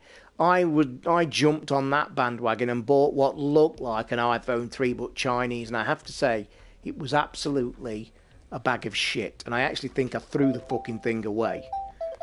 Listen to all my notifications. Yeah, what's that fucking noise?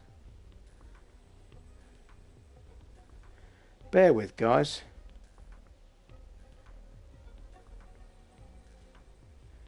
Voicemail.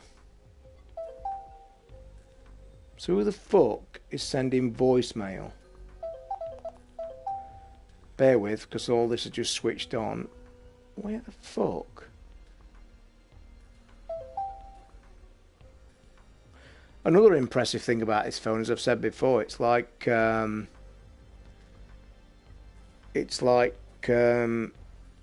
dual SIM's intriguing. you want to burn a phone or something to do your two-step verifications. That's a big thing that a lot of people use these for. You know, if you like all your two-step verifications on your PlayStation or other specific things, if you stick a cheap pay-as-you-go SIM card in your second slot and just use that for your two-step verification and never touch it again, apparently it's the most secure service ever, I read. And that's why a lot of people were switching to these Chinese phones, because they're multi-SIM as well. Because where people were getting hacked, like I think Boogie brought this subject up when he got hacked when he was away. His phone got hacked, by the way, and this fucking blew my mind. His phone got hacked while he was away at one of these events. Last year, was it, or 2 years ago? He got hacked because some person rang his phone supplier, rang them and said he's lost his security details, and the stupid fucker on the phone at support actually told the guy who rang his details to unlock his phone, and that was the security. So, and that fucker went on to Boogie's YouTube and deleted all his videos. Now, luckily, he was actually at the event with one of the leading YouTube owner things, like one of the big things at the show. It was one of the Comic-Cons, I think, and he got informed about all this shit going off, and he showed the guy at YouTube, and he made a phone call or did something and got Boogie all his videos back, which was amazing. But two-step verification came a real big thing. But if you've got a second SIM card, it's the reason I'm saying it's the safest, because you never use. The reason people get hacked with two-step verification is because they continue using. They use the verification on the mobile that they're using, so it's still open to emails and texts or whatever. But if you literally give a SIM card in here, use it once to get the two-step, and never use it again, you can't get hacked. It's like regarded as one of the safest fucking ways ever. I've still not set mine up, by the way. Fast charging 20 minutes to full in less than an hour. That's what this does on its own charger. It doesn't do it on this wireless one I've connected up. I'm looking forward to using the Samsung Fast Charge. And I think somebody on Cranky Gamers has got, they messaged me the other day, I don't know if you're in the room, messaged me the other day that they've got one of the Samsung wireless round circle chargers lying in a drawer. They don't even own a Samsung phone anymore, and they're going to send me that. I mean, I was going to buy one. I think they're only about £7-8 anyway. But somebody said they was going to, because it's literally lying in a drawer and they've not got a Samsung phone anymore, so that's pretty cool. So, yeah, but did you guys know, how many of you guys know that you've got two-step verification on your Sony accounts now that's just been added? Well, I say just last year, I think.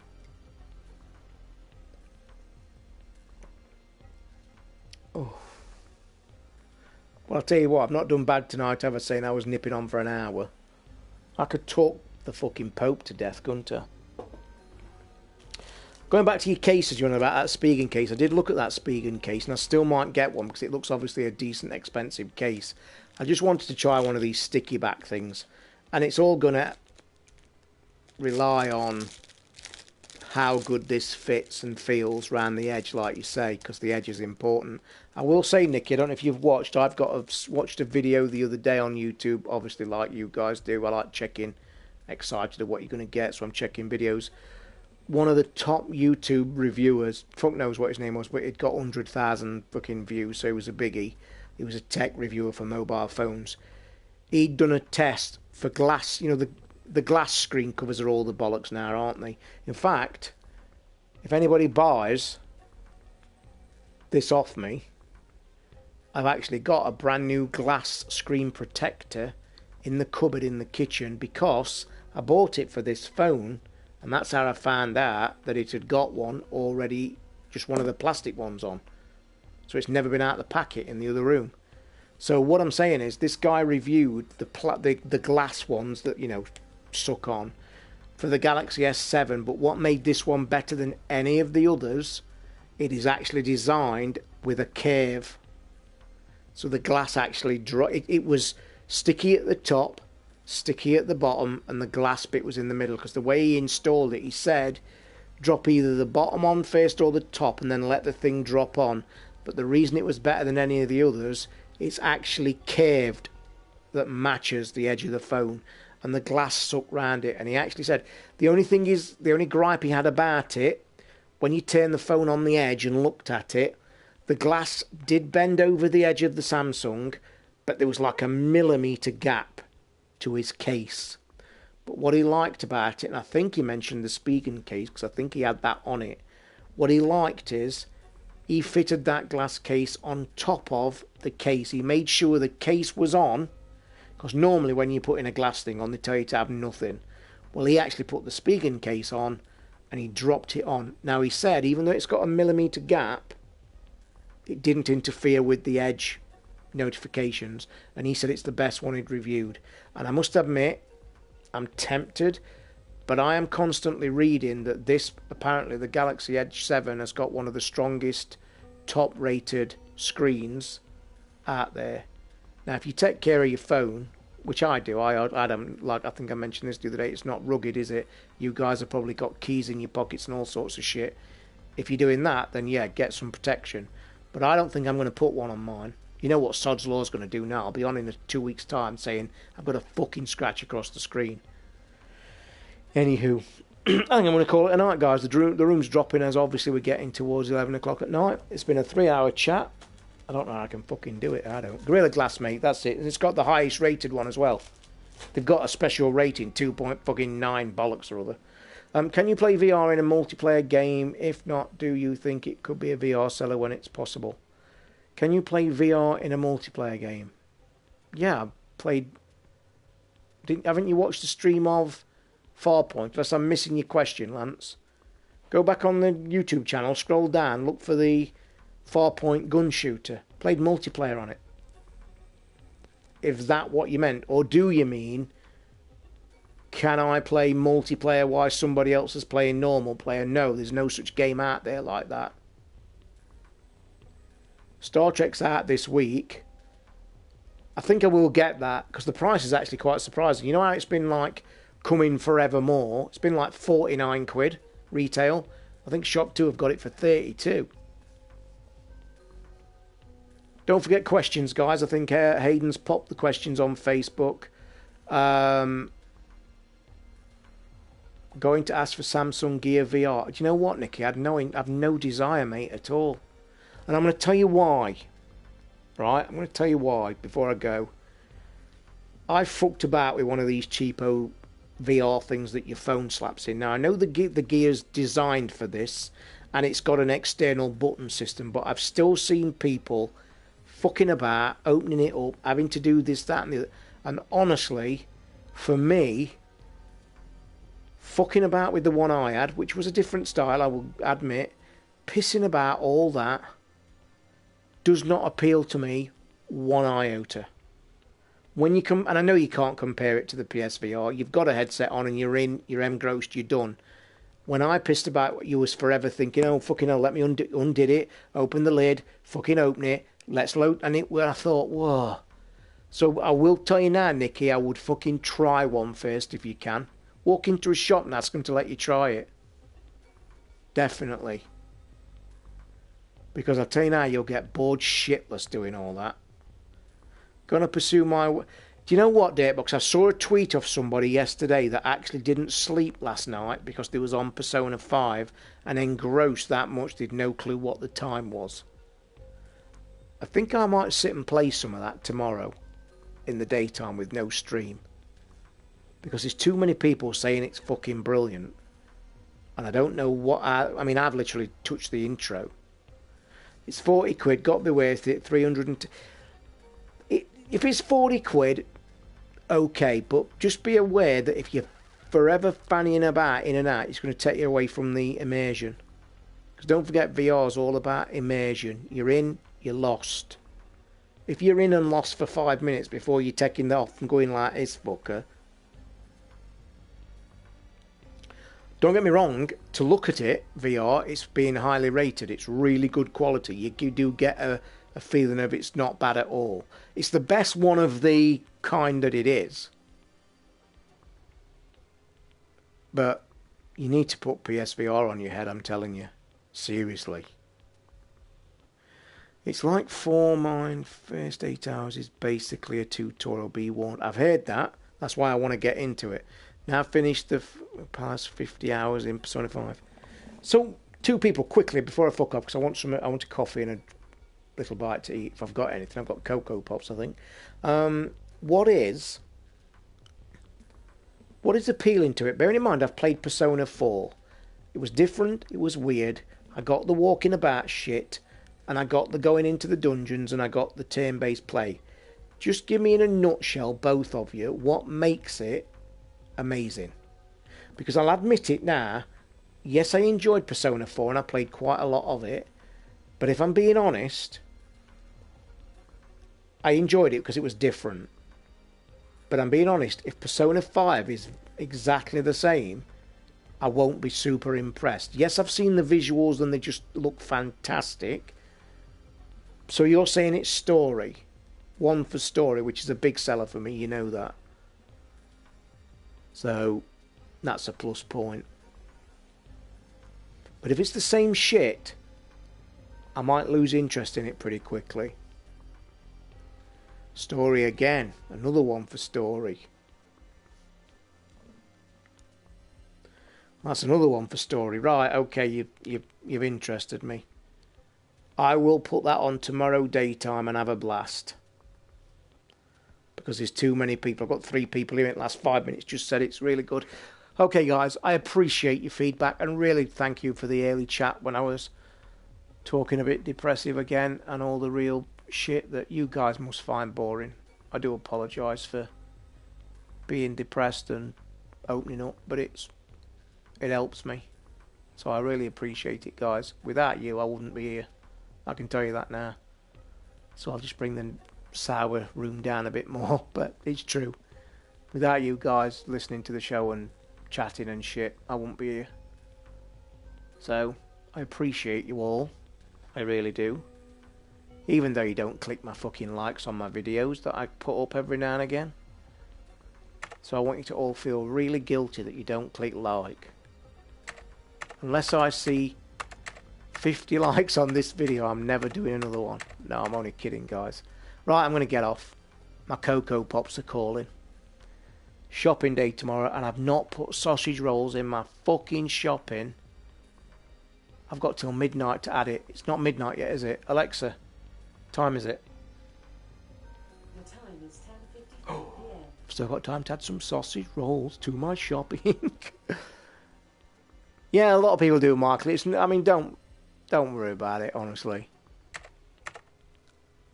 If I was ever going to be rich at booking YouTube, I'd have done it long. It'd happened long ago.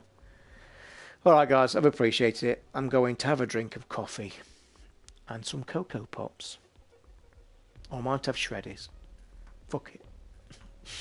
Alright, guys, good night. Thank you as always. Really appreciate you all. And hope you enjoy the show tomorrow night. See you guys. Thank you very much. Good night.